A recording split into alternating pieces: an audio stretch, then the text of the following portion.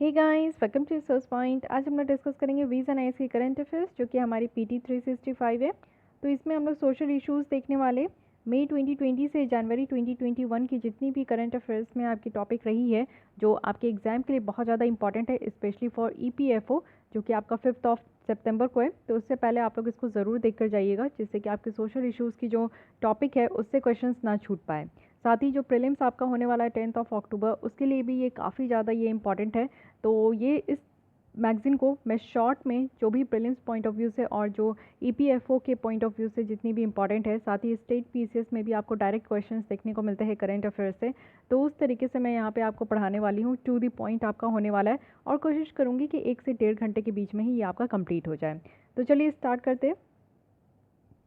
लेकिन उससे पहले एक छोटी सी न्यूज़, यूपीएससी के लिए, यहाँ पे प्रीलिम्स के लिए आपके लिए वीज़ा नाइस की टेस्ट सीरीज़ है। आप लोग अगर इसको ज्वाइन करना चाहते हो तो बेशक आप लोग ज्वाइन कर सकते हो। यहाँ पे आकर आप लोग जल्दी से जल्दी, क्योंकि अब बहुत कम टाइम बची हुई है, तो उसके लिए आप लोग अपनी प्रिपरेशन को और अच्छा मोड दे सकते हो।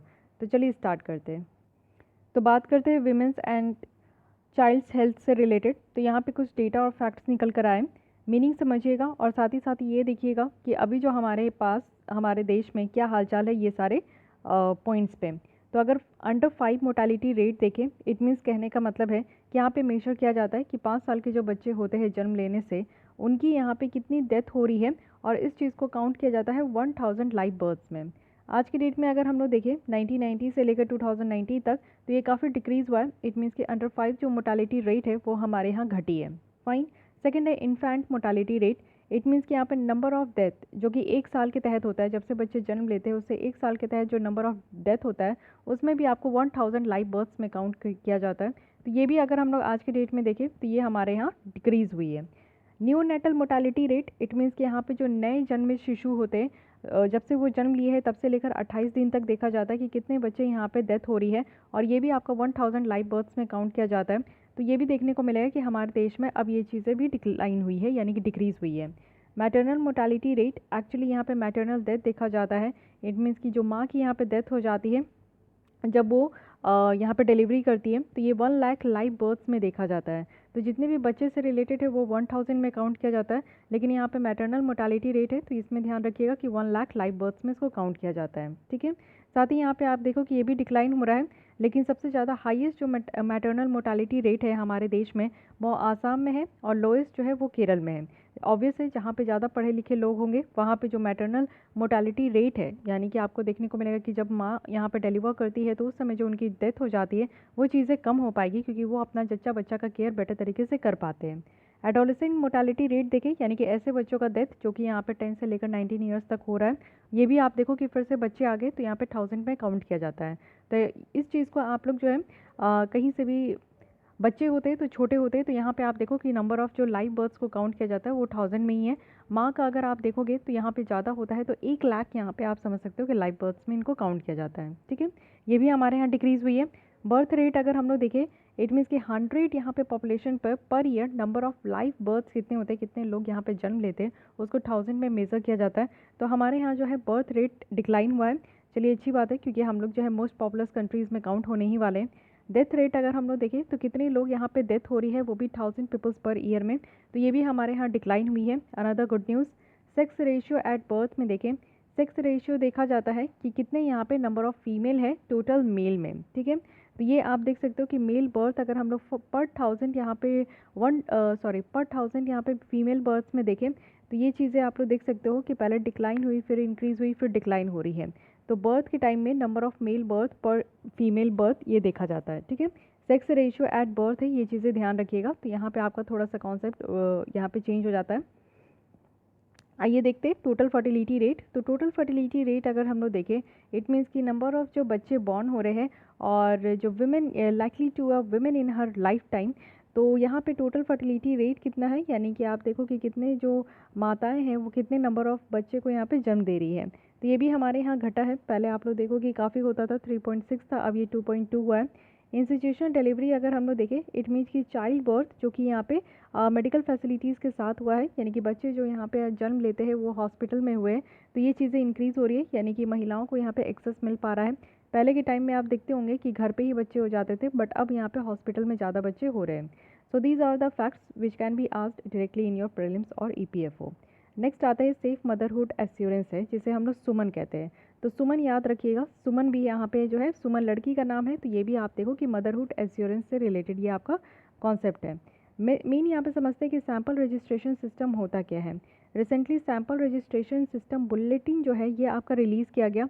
एक्चुअली ये एक आप देख सकते हो कि सैम्पल का रजिस्ट्रेशन कराया जा रहा है। इट मीन्स कि डेमोग्राफिक सर्वे है, एक कोई जगह का यहाँ पे सर्वे हो रहा है, जिसमें कि आप देखो कि एनुअल एस्टिमेट लगाई जा रही है कि यहाँ मोर्टालिटी रेट कितना है, बर्थ रेट कितना है, डेथ रेट कितना है, अदर फर्टिलिटी कितनी है, मोर्टालिटी जो है वो इंडिकेट कर रही है नेशनल और सब नेशनल लेवल पे। तो ये सारी डेटा जो है यहाँ पे कलेक्ट किया जा रहा है सैम्पल रजिस्ट्रेशन सिस्टम में।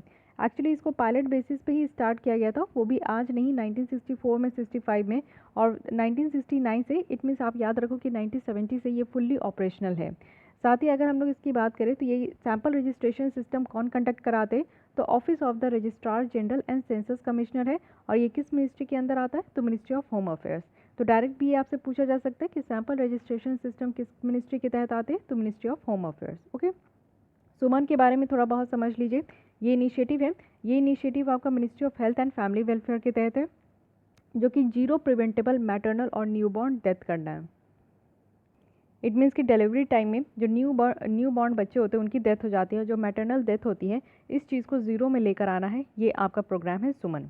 नेक्स्ट आता है विमेन एजुकेशन से बात करते हैं, तो कुछ फैक्ट्स एंड डेटा देख लीजिए कि विमेन जो है वो टोटल इनरोलमेंट कितना हो रहा है हायर एजुकेशन का, तो ये 48% है।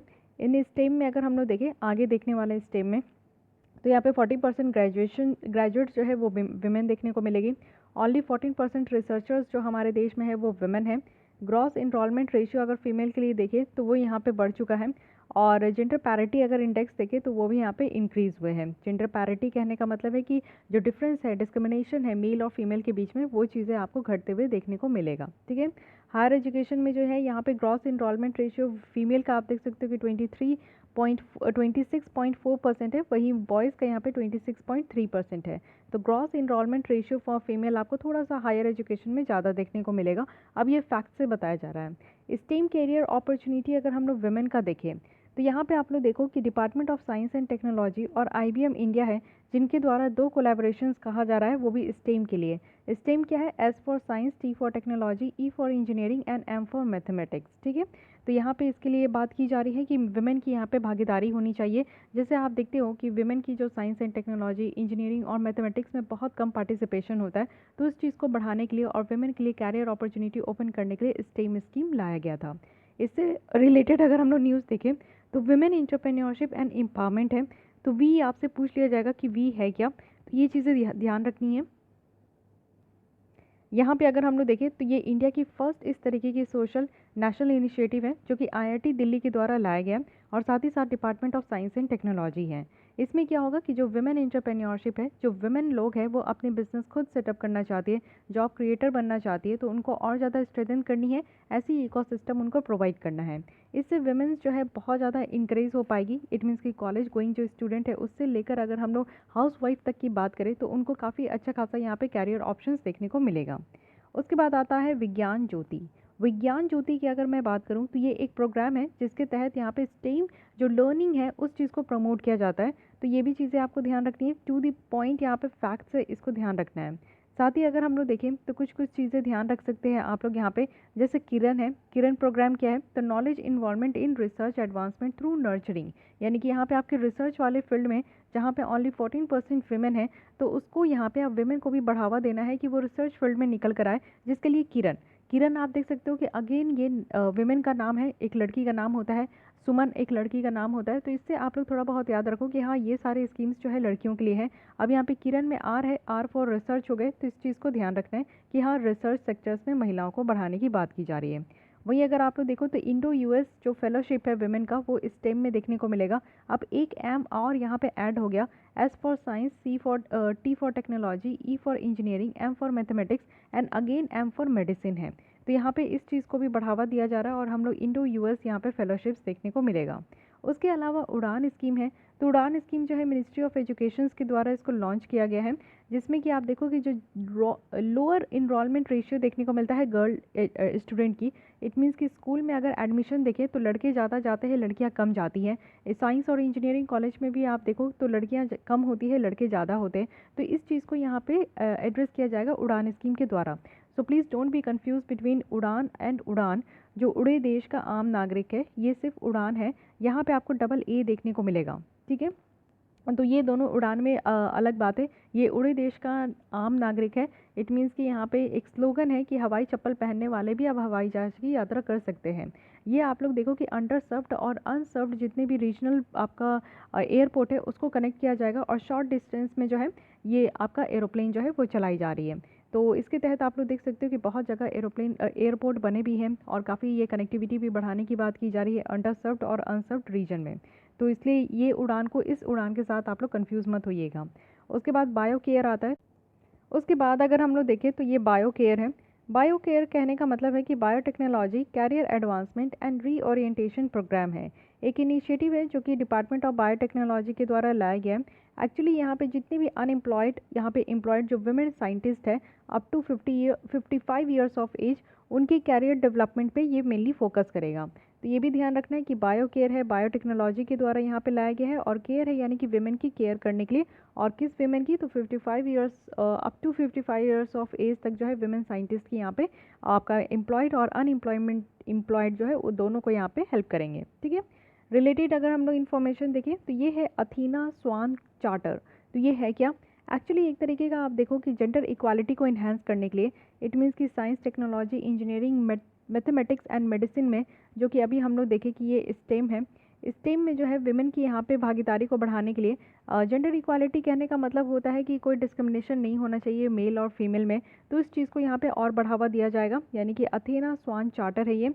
Department of science and technology जो कि new science and technology innovation programme के तहत ये काम कर रहे हैं। इसमें आपको सिस्टम ऑफ ग्रेडिंग इंस्टीट्यूट देखने को मिलेगा, जो कि विमेन की इनरोलमेंट पे डिपेंड करता है, और एडवांसमेंट भी कि विमेन की कैरियर कैसे एडवांस हो, फैकल्टी जैसा और साइंटिस्ट जैसा भी। तो ये जो कंसेप्ट है हम लोग एथेना स्वान, इसको हम लोग यूके का एक प्रोग्राम है उसी के तहत हम लोग इसको लेकर आए। स्वान स्टैंड्स फॉर क्या है, साइंटिफिक विमेन एकेडमिक नेटवर्क। तो ये भी चीज़ें ध्यान रखनी है आपको कि यहाँ पे विमेन से रिलेटेड हम लोग बात कर रहे हैं। अब आते हैं प्रोटेक्शन ऑफ विमेन के बारे में। तो सबसे पहले बात करते हैं protection of women from domestic violence act, क्योंकि आप लोग को पता है कि सबसे पहले जो महिलाएं घर पे ही रहती है उनसे उनको सबसे ज़्यादा वायलेंस देखने को मिलता है। तो इसके लिए आप लोग देखो कि protection of women from domestic violence act 2005 लाई गई थी। इसके तहत डोमेस्टिक वायलेंस जो है वो 4 तरीके का होता है, सेक्सुअली, इकोनॉमिकली, इकोनॉमिक, और साथ ही आपका फिजिकल और वर्बल या इमोशनल, ठीक है। ये एक सिविल लॉ है जिसमें कि मेनली फोकस करते हैं कि जितने भी यहाँ पे एग्रीव्ड वेमेन हैं जिनके साथ इस तरीके की हरकत हुई है उनको रिलीफ प्रोवाइड करना है। इट मीन्स कि उनको कॉम्पनसेशन देनी है, प्रोटेक्शन देनी है, राइट देनी है। डोमेस्टिक रिलेशनशिप में क्या क्या आते हैं तो ये चीज़ें देख सकते हैं आप लोग। मैरिड वेमेन है, मदर है, डॉटर है, सिस्टर है, लिव इन रिलेशनशिप है, फैमिली मेम्बर्स है जैसे कि मदर हो गई, ग्रैंड मदर हो गई। तो इन सब के साथ हम लोग कहते हैं कि डोमेस्टिक रिलेशन है, ओके। तो इस चीज़ को भी आप लोग यहाँ पे बिल्कुल से क्लियर कर लीजिए। एक पॉइंट जो काफ़ी इंपॉर्टेंट है कि डोमेस्टिक रिलेशनशिप जो है वो इस एक्ट के तहत डिफाइन किया गया है। तो इस चीज़ को आप लोग देख सकते हो, अगर ये स्टेटमेंट बन जाता है कि डोमेस्टिक रिलेशनशिप डिफाइन किया गया है इस कानून के तहत, तो ऑब्वियस है कि ये बिल्कुल सही है। और इस एक्ट में आपका एक्सक्लूड किया गया है जो मैरिटल रेप होती है ना, उस चीज़ को यहाँ पे एक्सक्लूड किया गया है, बाहर रखा गया है। तो ये चीज़ें ध्यान रखनी है। अब इससे निकल कर आता है रिलेटेड न्यूज़ जो कि है मेंटेनेंस रूल। मेंटेनेंस रूल में क्या है कि रिसेंटली सुप्रीम कोर्ट के द्वारा मेंटेनेंस रूल्स यहाँ पे लाए गए हैं। तो सुप्रीम कोर्ट के द्वारा ये कहा गया है कि जितनी भी डिजर्टेड वाइफ्स है और बच्चे हैं उनको यहाँ पे एलिमनी देना है, मेंटेनेंस देना है हस्बैंड के द्वारा। इट मीन्स कि जब से वो यहाँ पे कोर्ट ऑफ लॉ में अप्लाई किए हैं, इट मीन्स कि सेपरेशन के लिए या डाइवोर्स के लिए, तो यहाँ पे हस्बैंड को मेंटेनेंस देना ही होगा उनकी वाइफ को, ठीक है। साथ ही आप देखो कि यहाँ पे यूनिफॉर्मिटी भी इंश्योर करना है कि जो ग्रांट ऑफ मेंटेनेंस है वो बहुत सारे लेजिस्लेशन के अंदर ये अवेलेबल है। और साथ ही साथ जो है आप लोग देखो कि हिंदू मैरिज एक्ट है, साथ ही हिंदू एडॉप्शन और मेंटेनेंस एक्ट है जिसके तहत जो है यहाँ पे मेंटेनेंस देनी है। अगर हम लोग देखें अर्लियर इंपॉर्टेंट जजमेंट जो कि इस एक्ट से रिलेटेड है, तो एडल्ट मेल जो वर्ड है ना वो स्टक डाउन कर दिया गया था। इट मीन्स कि इस कानून के तहत ये चीज़ें कही गई थी कि एडल्ट मेल ये इस्तेमाल नहीं किया जाएगा, और विमेन जो है एडल्ट मेल जो वर्ड है ये इस्तेमाल नहीं किया जाएगा, और विमेन जो है वो कंप्लेन फाइल कर सकती है दूसरे विमेन के अगेंस्ट में। जैसे घर में ही आप देखो कि शादी के बाद अगर मान लीजिए कि जो सास है वो परेशान कर रही है या फिर ननद है वो परेशान कर रही है, तो अनदर विमेन के तहत भी जो है इस डोमेस्टिक वायलेंस के तहत जो है वो यहाँ पे रिपोर्ट करा सकती है। ठीक है, साथ ही साथ आप देखो कि डाइवोर्स होने के बाद भी जो है विमेन को यहाँ पे सेफ्टी देना है। एक लिव इन पार्टनर जो है वो भी यहाँ पे मेंटेनेंस के लिए सिक कर सकते हैं। ये 2018 का ही जजमेंट है कि लिव इन रिलेशनशिप में भी अगर कोई लड़का लड़की रह रहे हैं तो लड़की जो है मेंटेनेंस के लिए जो है उससे ये हक भी मांग सकती है। तो ये भी ध्यान रखना है। और देखिए ये जो मेंटेनेंस है ना वो डिपेंड नहीं करता है वाइफ की अर्निंग में। इट मीन्स कि अगर वाइफ अर्न कर रही है, वो अपने पैरों पे खड़ी भी है, वो जॉब कर रही है, तो ऐसा मतलब नहीं होता है कि आफ्टर सेपरेशन या फिर डाइवोर्स होने के जब से डाइवोर्स के लिए फ़ाइल किया जाता है तब से महिलाएं अगर वहाँ पे जॉब कर रही है तो उनको यहाँ पे मेंटेनेंस नहीं देना है। ये कभी भी आप जानते ही हो एक चीज़ की महिलाओं के लिए ये हमारे कानून में ही कहा गया है कि your money is my money, my money is my money. यानी कि अगर महिलाएं कमा रही है तो उनको किसी को मेंटेनेंस देने का और किसी का अधिकार नहीं होता, वो अपने खुद के खर्चों के लिए कमाती है। लेकिन अगर उनके हस्बैंड कमा रहे हैं तो हस्बैंड का ये हक बनता है कि वो अपनी वाइफ को जो है मेंटेनेंस दे। ये अकॉर्डिंग टू आवर लॉ है। ओके, तो ये चीज़ ध्यान रखिएगा। सेक्सुअल हरासमेंट में आते हैं तो एक कानून है जो कि ध्यान रखिए, sexual harassment of women at work place, जो कि प्रिवेंशन प्रोहिबिशन रिड्रेसल एक्ट 2013 है। ये कानून काफ़ी ज़्यादा इंपॉर्टेंट है और आज तक हमारे देश में जो है इस कानून को फॉलो किया जाता है। एक्चुअली यहाँ इस कानून के तहत डिफाइन किया गया है कि जहाँ पे भी महिलाएं काम करती है तो वहाँ पे सेक्सुअल हरासमेंट हम लोग किसको कहेंगे, और साथ ही साथ यहाँ पे महिलाएं जब इसके तहत कंप्लेन कराती है तो उनको जल्द से जल्द जो है इसके तहत केसेस को रिजॉल्व करना होता है। यहाँ पे अगर इस कानून के तहत देखें तो यहाँ पे फॉर्मल सेक्टर भी है, इनफॉर्मल सेक्टर भी है। इट मीन्स कि इस कानून के तहत जो सेक्सुअल हरासमेंट की बात की जा रही है, ऐसा नहीं है कि सिर्फ ऑफिशियली वर्क में जो ऑर्गेनाइज सेक्टर्स होते हैं, जैसे ऑफिस हो गया, गवर्नमेंट ऑफिस हो गया, प्राइवेट ऑफिस हो गया, तो वहीं पे महिलाएं काम कर रही है तो अगर उनको अगर इस तरीके की प्रॉब्लम होती है, सेक्सुअल हरास उनको किया जाता है, तो वो यहाँ पे कंप्लेन कर सकती है। बिल्कुल सही बात है। लेकिन जो इनफॉर्मल सेक्टर्स में होते हैं, जैसे डोमेस्टिक वर्कर है, जो घर में मेड आती है या फिर कोई कुक आती है, तो अगर उस तरीके के भी लोग आते हैं, घर पे भी काम होता है इनफॉर्मल सेक्टर्स में भी, और उनके साथ भी इस तरीके का सेक्सुअल हरासमेंट जैसी कोई एक्टिविटीज़ की जाती है, तो फिर उनके अगेंस्ट में भी वो यहाँ पे फाइल करा सकती है, यानी कि कंप्लेंट फाइल करा सकती है। तो दोनों याद रखना है कि ये एक्ट जो है फॉर्मल इनफॉर्मल दोनों सेक्टर्स के लिए यूज़ होती है। ऑफिस अगर देखें कि जिसमें 10 या मोर एम्प्लॉयज़ हैं, तो उस तरीके के प्राइवेट ऑफिस को बिल्कुल ज़रूरत है कि वो अपने यहाँ इंटरनल कंप्लेंट कमेटी को क्रिएट करें। और ये जो इंटरनल कमेटी ये कंप्लेंट कमेटी होती है, इनके पास सिविल कोड का पावर होता है। और साथ ही साथ आप देखो कि यहाँ पे जो इंटरनल कंप्लेंट कमेटी होगी वो एनजीओ से यहाँ पे मेंबरशिप होना चाहिए, और जो कि यहाँ पे विमेन की कॉजेज़ ये सारी चीज़ों से जो है एसोसिएटेड हो।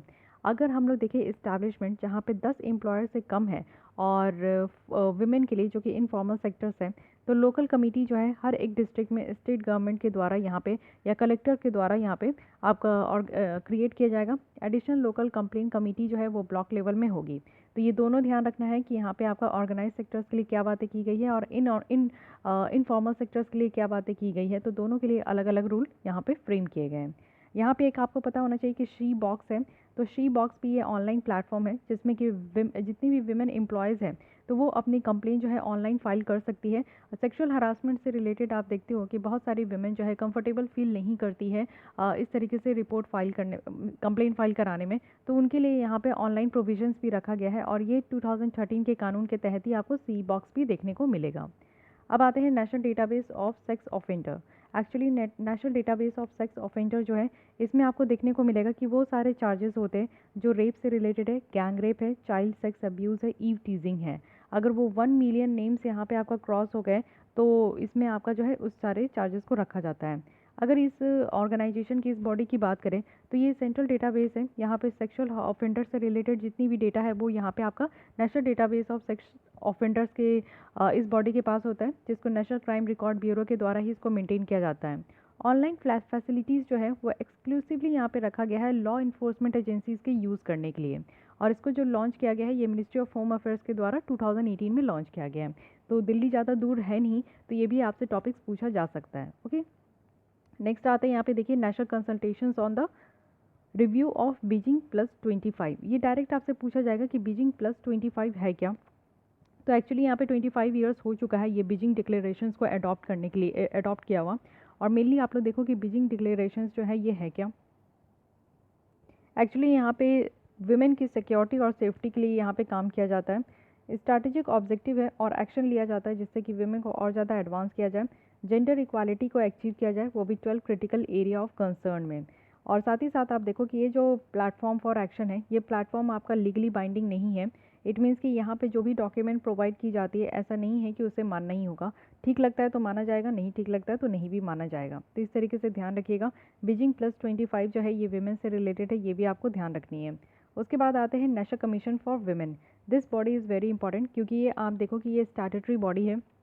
आपको कंफ्यूज किया जाएगा कॉन्स्टिट्यूशनल बॉडी कह के, बट अब तक इसको कॉन्स्टिट्यूशनल बॉडी नहीं बनाया गया। तो ये स्टैट्यूटरी है क्योंकि 1990 में यहाँ पे national commission for women act निकल कर आया था। उसके 2 साल के बाद 1992 में ये आपका नेशनल कमीशन फॉर विमेन ये स्टैट्यूटरी बॉडी जैसा बना है। ये कमीशन में कौन कौन से होते हैं, तो यहाँ पे आप देखो कि एक चेयरमैन होते जो कि यहाँ पे कॉज ऑफ विमेन जो है उसको वो देखती है। 5 मेंबर्स होते हैं जो कि वेरियस फील्ड से देखने को मिलेगा, और एक मेंबर सेक्रेटरी होते हैं। सारे जो मेंबर है इस कमीशन के वो नॉमिनेट किए जाते हैं सेंट्रल गवर्नमेंट के द्वारा। इस कमीशन का क्या क्या काम है, सबसे पहले तो वुमेन जो कि यहाँ पे कॉन्स्टिट्यूशन और लॉ के द्वारा जो सेफ्टी प्रोवाइड की गई है उस चीज़ों को यहाँ पे इंश्योर कराते हैं, और यहाँ पे स्टडी करते हैं जो भी वुमेन के द्वारा आज के डेट में जो प्रॉब्लम फेस किया जा रहा है, और इन सारे प्रॉब्लम को हटाने के लिए ये रिकमेंडेशन भी देते हैं। साथ ही जो स्टेटस है इंडियन वुमेन का टाइम टू टाइम उस चीज़ को एवेलुएट करते हैं, फंडिंग यहाँ पे देते हैं, और साथ ही साथ जो केसेस है उसको भी फाइट किया जाता है अगर वुमेन राइट वायलेशंस होती है तो। इसी के साथ आप लोग देखो कि ये तो बॉडी हमारे देश में है, लेकिन पूरे इंटरनेशनल वे में देखें तो यूनाइटेड नेशन वुमेन है। ये यूनाइटेड नेशन की एंटिटी है जो कि 2010 में ही इसको इस्टेब्लिश किया गया था।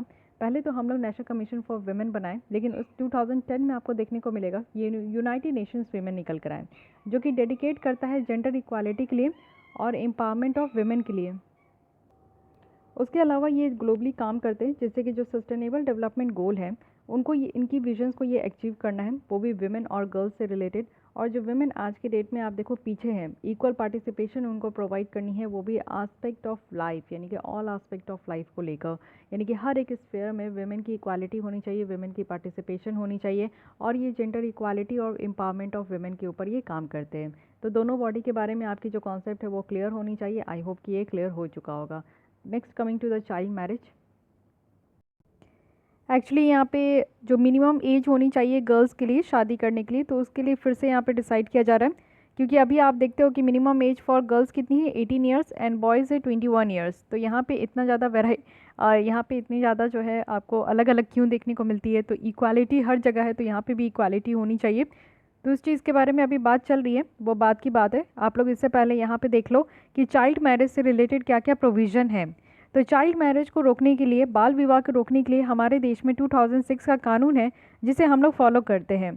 तो यहाँ पे कहा गया है कि जो अंडर एज मैरिज है वो वैलिड है बट वॉइडेबल है।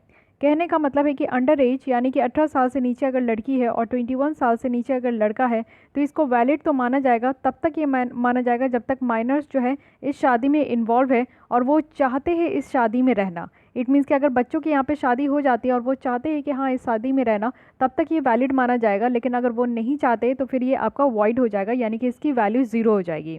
साथ ही आप देखो कि अंडर एज मैरिज जो है वो वाइड माना जाता है, यानी कि वैलिड नहीं माना जाता है। इन विच केस, तो यहाँ पे अगर मान लीजिए कि ट्रैफिकिंग हो रही है, चोरी करके अगर लड़के लड़कियों को लाया जा रहा है, इंटाइसमेंट है, फ्रॉड है, डिसिट है, धोखाधड़ी है, इस तरीके के मामले में अगर यहाँ पे शादी कराई जा रही है झूठ बोल के, धोखाधड़ी करके, किसी को बंदिश बनाकर, तब यहाँ पे ये इस तरीके की अंडर एज मैरिज को वैलिड नहीं माना जाएगा। साथ ही यहाँ पे अगर हम लोग बात करें तो सेक्शन 375 है हमारे आईपीसी का, इंडियन पीनल कोड में, जिसमें कि सेक्सुअल एक्ट को पेनलाइज किया गया है। अगर 18 ईयर्स से कम की जो लड़कियां हैं उनके साथ अगर यहाँ पे सेक्सुअल एक्टिविटीज़ होती है विद और विदाउट कंसेंट, तो उसको यहाँ पे पेनलाइज किया गया है। किसके तहत? तो सेक्शन 375 के तहत। इसी के साथ आप देखो कि पॉक्सको एक्ट भी है, यानी कि protection of children from sexual offence act 2012 का। इसके तहत अगर मान लीजिए कि कोई भी बच्चे हैं, चाहे वो लड़की हो या लड़कियाँ हों, या फिर लड़की हो या फिर लड़के हो, उनके साथ अगर कोई भी सेक्सुअल एक्टिविटीज़ होती है, सेक्सुअल हरासमेंट होती है, या फिर पेनिट्रेटिव सेक्सुअल असॉल्ट होता है बच्चियों के साथ, तो यहाँ पे आप देखो कि इसको पेनलाइज किया जाएगा। ठीक है, बच्चे बच्चियों के साथ अगर इस तरीके का यहाँ पे हरकत की जाती है तो इसको पॉक्सो एक्ट के तहत यहाँ पे पेनलाइज किया जाता है। इसके अलावा आप देखो कि स्पेशल मैरिज एक्ट है 1954 का। तो स्पेशल मैरिज एक्ट हमारे देश में जो है वो इंटर कास्ट और इंटर रिलीजन मैरिज को यहाँ पे प्रमोट करते हैं। अगर एक लड़का लड़की दूसरे दूसरे कास्ट के अगर वो शादी करना चाहते हैं तो उसके यहाँ हमारे लिए कानून है। अगर दोनों डिफरेंट रिलीजन के हैं और वो कानून यहाँ पे शादी करना चाहते हैं तो उनके लिए भी यहाँ पे कानून है। इस एक्ट के तहत क्या होता है कि यहाँ पे कोर्ट में जाकर जिनको शादी करनी होती है वो 30 दिन के पहले ही यहाँ पे अपील करते हैं और 30 दिन के बाद उनको यहाँ पे डेट दिया जाता है कि किस दिन वो शादी कर सकते हैं। तो ये प्रोसीजर है। तो सबसे पहले यहाँ पे 1981 का कानून है जिसे एज ऑफ कंसेंट एक्ट कहा गया है 1981 का, जो कि यहाँ पे एज रखा गया है वो भी आप देखो कि 10 से 12 ईयर्स तक होना चाहिए शादी के लिए। तो ये तो बाल विवाह इस समय प्रमोट किया जाता था, लेकिन उसके बाद देखो कि हमारा देश आज़ाद हुआ तो ये सबसे इम्पॉर्टेंट कानून है जो कि 1929 में निकल कर आया। इसे चाइल्ड मैरिज रेस्ट्रेंट एक्ट कहते हैं, जिसको हम लोग शारदा एक्ट कहते हैं। ठीक है, बच्चों की जो मैरिज होती है, शादी होती है, उसको रोकने के लिए। तो यहाँ पे मिनिमम एज फिक्स किया गया था गर्ल्स के लिए 14 ईयर्स एंड बॉयज़ के लिए 18 ईयर्स। ये जो एक्ट है ये 1978 में अमेंड किया गया था, जिसके तहत आज के डेट में जो हम लोग फॉलो करते हैं 21 ईयर्स बॉयज़ के लिए, 18 ईयर्स यहाँ पे लड़कियों के लिए है। तो याद रखना है कि शारदा एक्ट के थ्रू हम लोग चलते हैं। इसके अलावा आप देखो prohibition of child marriage act आया, जिसके तहत एज लिमिट जो है फिर से रिवाइज़ किया गया और रिवाइज़ करके उतना ही रखा गया 18 years for girls and 21 years for boys. Okay, अब आते हैं देखते हैं पैटर्निटी लीव। जैसे मैटरनिटी लीव देखने को मिलती है, इट मीन्स कि जब बच्चे होते हैं तो यहाँ पे माताओं को जो छुट्टी मिलती है अगर वो वर्किंग है, उसी तरीके से पिता भी यहाँ पे वर्किंग होते हैं तो उनकी भी छुट्टी की बात की जाती है, जिसे हम लोग पैटर्निटी लीव कह रहे हैं। चलिए ठीक है, देखते हैं कि कहाँ कहाँ इसको अभी हम लोग के देश में दिया जाता है कि नहीं दिया जाता है। डेफिनेशन अगर हम लोग देखें पैटर्निटी लीव और मैटरनिटी लीव, तो ये एक लीव पीरियड होता है, ऐसा छुट्टी का समय होता है जिसमें कि अगर कहीं काम कर रहे हैं कोई भी ऑफिस में तो वो पेड लीव होता है, उनको छुट्टी का पैसा यहाँ काटा नहीं जाता है। और ये फादर्स के लिए होता है जब चाइल्ड बर्थ होते हैं। उसी के साथ आप देखो कि यहाँ पे मैटरनिटी लीव क्या होता है कि ये टाइम ऑफ होता है जब न्यू मदर्स जो है अपने बच्चे के लिए, जो न्यू बॉर्न बेबी है उनके केयर करने के लिए यहाँ पे अगर छुट्टी लेती है तो ये उनका टाइम ऑफ होता है। साथ ही साथ आप देखो कि हमारे देश में क्या प्रोविज़न है। तो पैटर्निटी लीव को लेकर कोई कानूनी तौर पे हमारे यहाँ प्रोविज़न नहीं है। ऑल इंडिया एंड यहाँ पे सेंट्रल सिविल सर्विस रूल्स है, जिसके तहत यहाँ पे सेंट्रल गवर्नमेंट एम्प्लॉयज़ को with less than 2 serving children, अगर 2 बच्चे हैं या 2 बच्चे से कम है तो 15 डेज़ का यहाँ पे पैटर्निटी लीव मिलता है। ये आपका उस केस में भी एक्सटेंड किया गया है जहाँ पे अगर कोई बच्चे अडॉप्ट करते हैं तो। साथ ही आप लोग देखो कि 6 मंथ का यहाँ पे अवेल किया जा सकता है जब से यहाँ पे डिलीवरी हो रही है और बच्चों को अडॉप्ट किया जा रहा है। तो ये भी चीज़ें देख सकते हैं कि 6 मंथ के बीच में ये आपका दिया जाता है। साथ ही प्राइवेट ऑर्गेनाइजेशन की क्या बातें हैं, तो यहाँ पे आप देखो कि प्राइवेट ऑर्गेनाइजेशन में तो इस तरीके का कोई कानून नहीं है। साथ ही कुछ सर्टेन प्राइवेट इस्टेब्लिशमेंट है जो कि पैटर्निटी लीव प्रोवाइड कर रहे हैं। अब इसके बारे में भी आपको नहीं पता हो कि कौन कौन से यहाँ पे कंपनी है, खैर कोई बात नहीं। मैटरनिटी लीव की बात करें तो इसके लिए हमारे देश में कानून है जिसे मैटरनिटी बेनिफिट एक्ट 2017 कहते हैं। अब ये आपको बताना है कि ये जो मैटरनिटी बेनिफिट मिल रहा है ये डीपीएसपी के, इट मीन्स की पॉलिटी में जो directive principle of state policy है उसके तहत किस आर्टिकल के तहत जो है ये महिलाओं को इस तरीके का प्रावधान दिया गया है, ये आपको बताना है। साथ ही ये सारे इस्टेब्लिशमेंट में अप्लाई होगा जो कि एम्प्लॉय है या फिर ज़्यादा से ज़्यादा लोग हैं। फर्स्ट 2 सर्विंग चाइल्ड के लिए देखने को मिलेगा, इट मीन्स कि पहला 2 बच्चा अगर हो रहा है और 26 वीक तक, इट मीन्स कि जो आपका 26 वीक्स है तब तक यहाँ पे पेड मैटरनिटी लीव यहाँ पे दी जाती है। और 2 बच्चों के बाद जो है मैटरनिटी लीव यहाँ पे हाफ हो जाती है, पहले 26 वीक्स की थी, फिर उसके बाद में थर्ड बच्चों के लिए यहाँ पे 12 वीक्स हो जाते हैं। और ये आप देखो कि 12 वीक्स जो दिया जाता है वो प्री डिलीवरी के 6 वीक्स पहले और 6 वीक्स जो है पोस्ट डिलीवरी के, ठीक है। अगर अडॉप्ट कर रहे हैं और कमिशनिंग मदर है तो 12 वीक्स का दिया जाता है अगर बच्चे को अडॉप्ट कर रहे हैं तो। साथ ही साथ अगर हम लोग मैटरनिटी बेनिफिट के लिए देखें कि कैसी महिलाएं एलिजिबल है, तो वो वुमेन जो कि यहाँ पे एज ए एम्प्लॉय यहाँ पे काम कर रही हो और किसी भी कंपनी में एटलीस्ट उनका 80 डेज़ हो चुका हो काम करने का। इट मीन्स कि आप समझो कि पास्ट 12 मंथ्स में, एक साल में वो 80 डेज़ काम कर चुकी है, तभी उनको इस तरीके का लाभ मिलेगा। इस कानून के तहत ये आप देखो कि मैंडेटरी है कि जो एम्प्लॉयर है वो वीमेन को एजुकेट करने की ज़रूरत है। इट मीन्स कि अगर कोई कंपनी में यहाँ पे महिला जा रही है और उनको इस तरीके का नहीं कुछ नॉलेज है तो उनको बताने की ज़रूरत है, जब उनका अपॉइंटमेंट होगा तभी उनको यहाँ पे बताने की ज़रूरत होती है। तो नेक्स्ट आते हैं, आज के डेट में बात किया जा रहा है पैटर्निटी लीव, लेकिन उसके अलावा एक और बात है जिसे हम लोग मेंस्ट्रुअल लीव कहते हैं। तो मेंस्ट्रुएशन साइकिल होती है वुमेन की, जो कि हर एक मंथ आपको 4 से 5 दिन का देखने को मिलता है।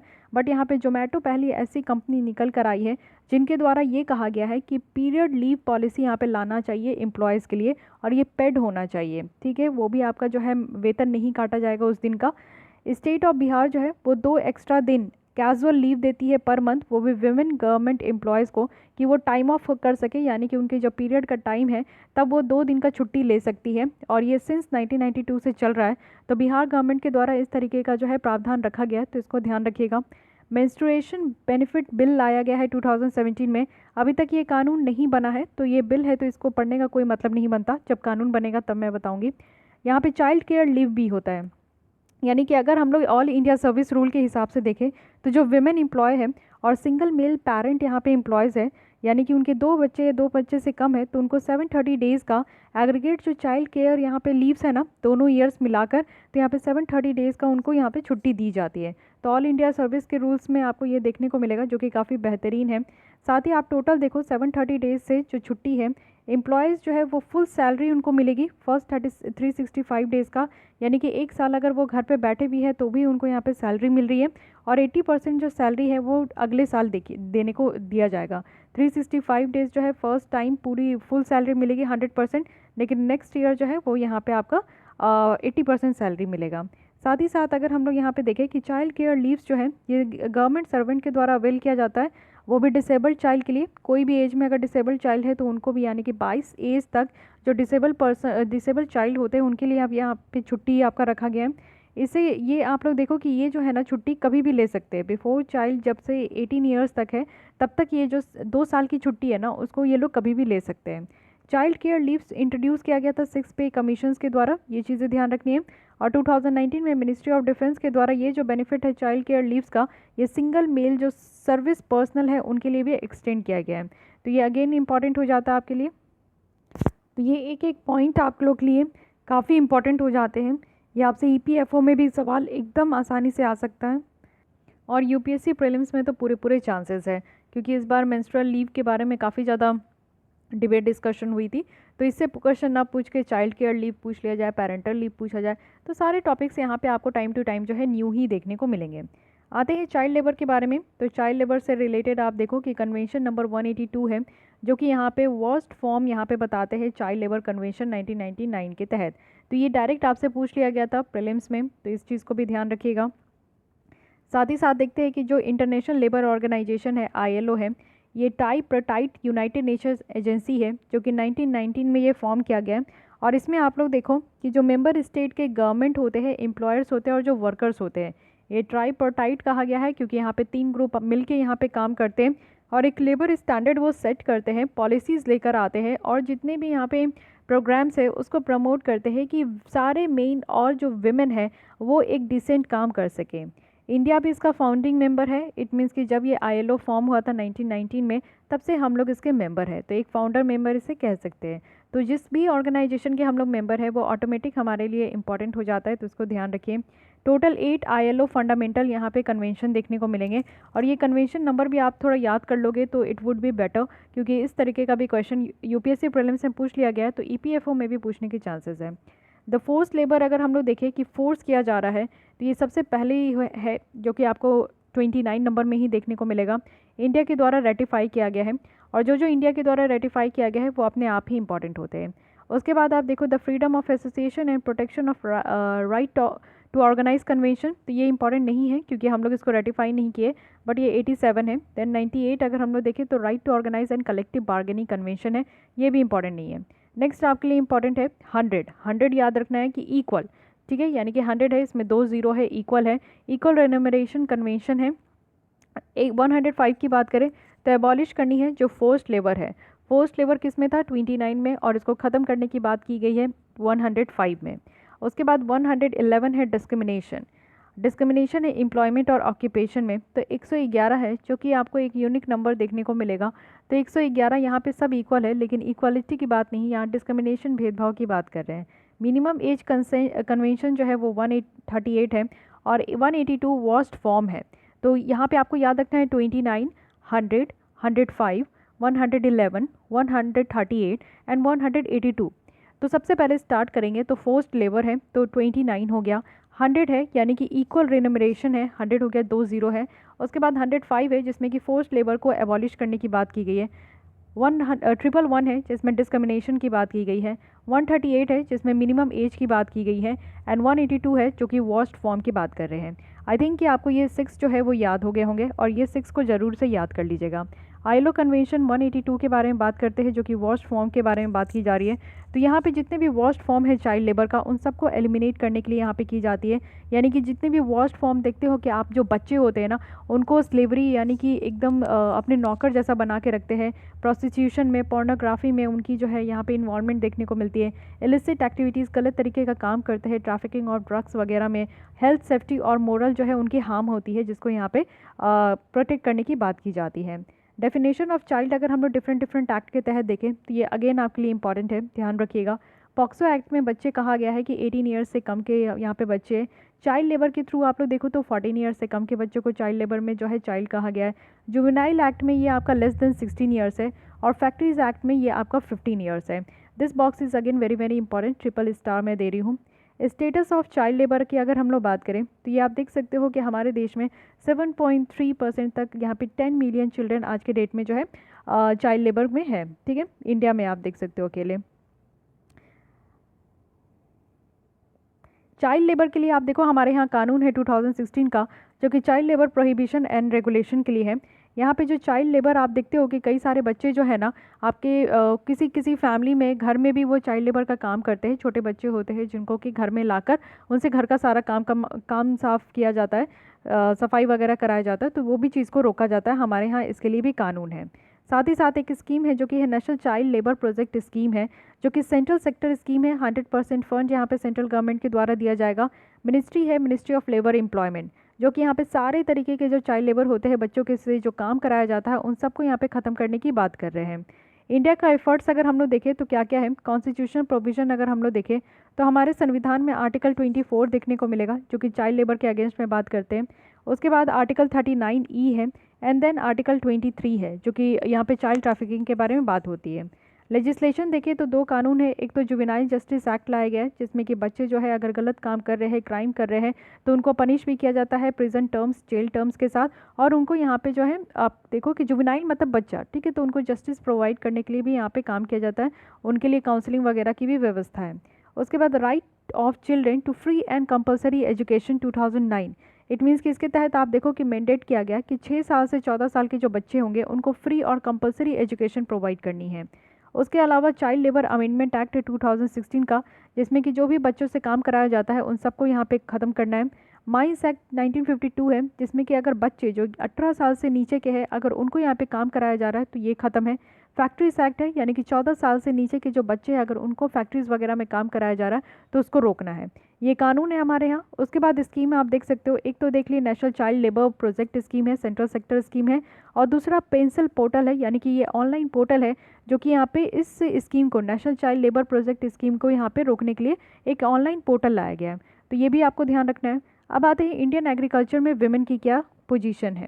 तो यहाँ पे हम लोग देख सकते हैं कि नंबर ऑफ विमेन जो 5% से भी ज़्यादा इंक्लूड है तो वो तो बहुत कम है, लेकिन आप लोग देखो कि सबसे ज़्यादा विमेन एग्रीकल्चर सेक्टर्स में कहाँ इंक्लूड है तो नॉर्थ इंडिया में देखने को मिलेगा जो कि ये सारा एरिया कवर करता है। ये आपको जो है ऑरेंज कलर की जो देखने को मिल रही है ये सारा एरिया ऐसा है, सारा जगह राज्य ऐसे है जहाँ पे विमेन की एग्रीकल्चर सेक्टर्स में भागीदारी बहुत ज़्यादा है और बहुत कम आपको देखने को मिलेगा। कौन से देश है, कौन से राज्य है तो उत्तराखंड है, कर्नाटक है, केरल है, आंध्र प्रदेश है, नागालैंड, अरुणाचल प्रदेश। ओके, विमेन अगर हम लोग देखें तो एग्रीकल्चर लेबर फोर्स में 32% तक इन्वॉल्व है और एग्रीकल्चर सेंसस जो हर एक 5 साल में आता है तो 2015-16 का बताया गया कि फीमेल जो यहाँ पे ऑपरेशनल होल्डिंग है वो इंक्रीज़ हो चुकी है।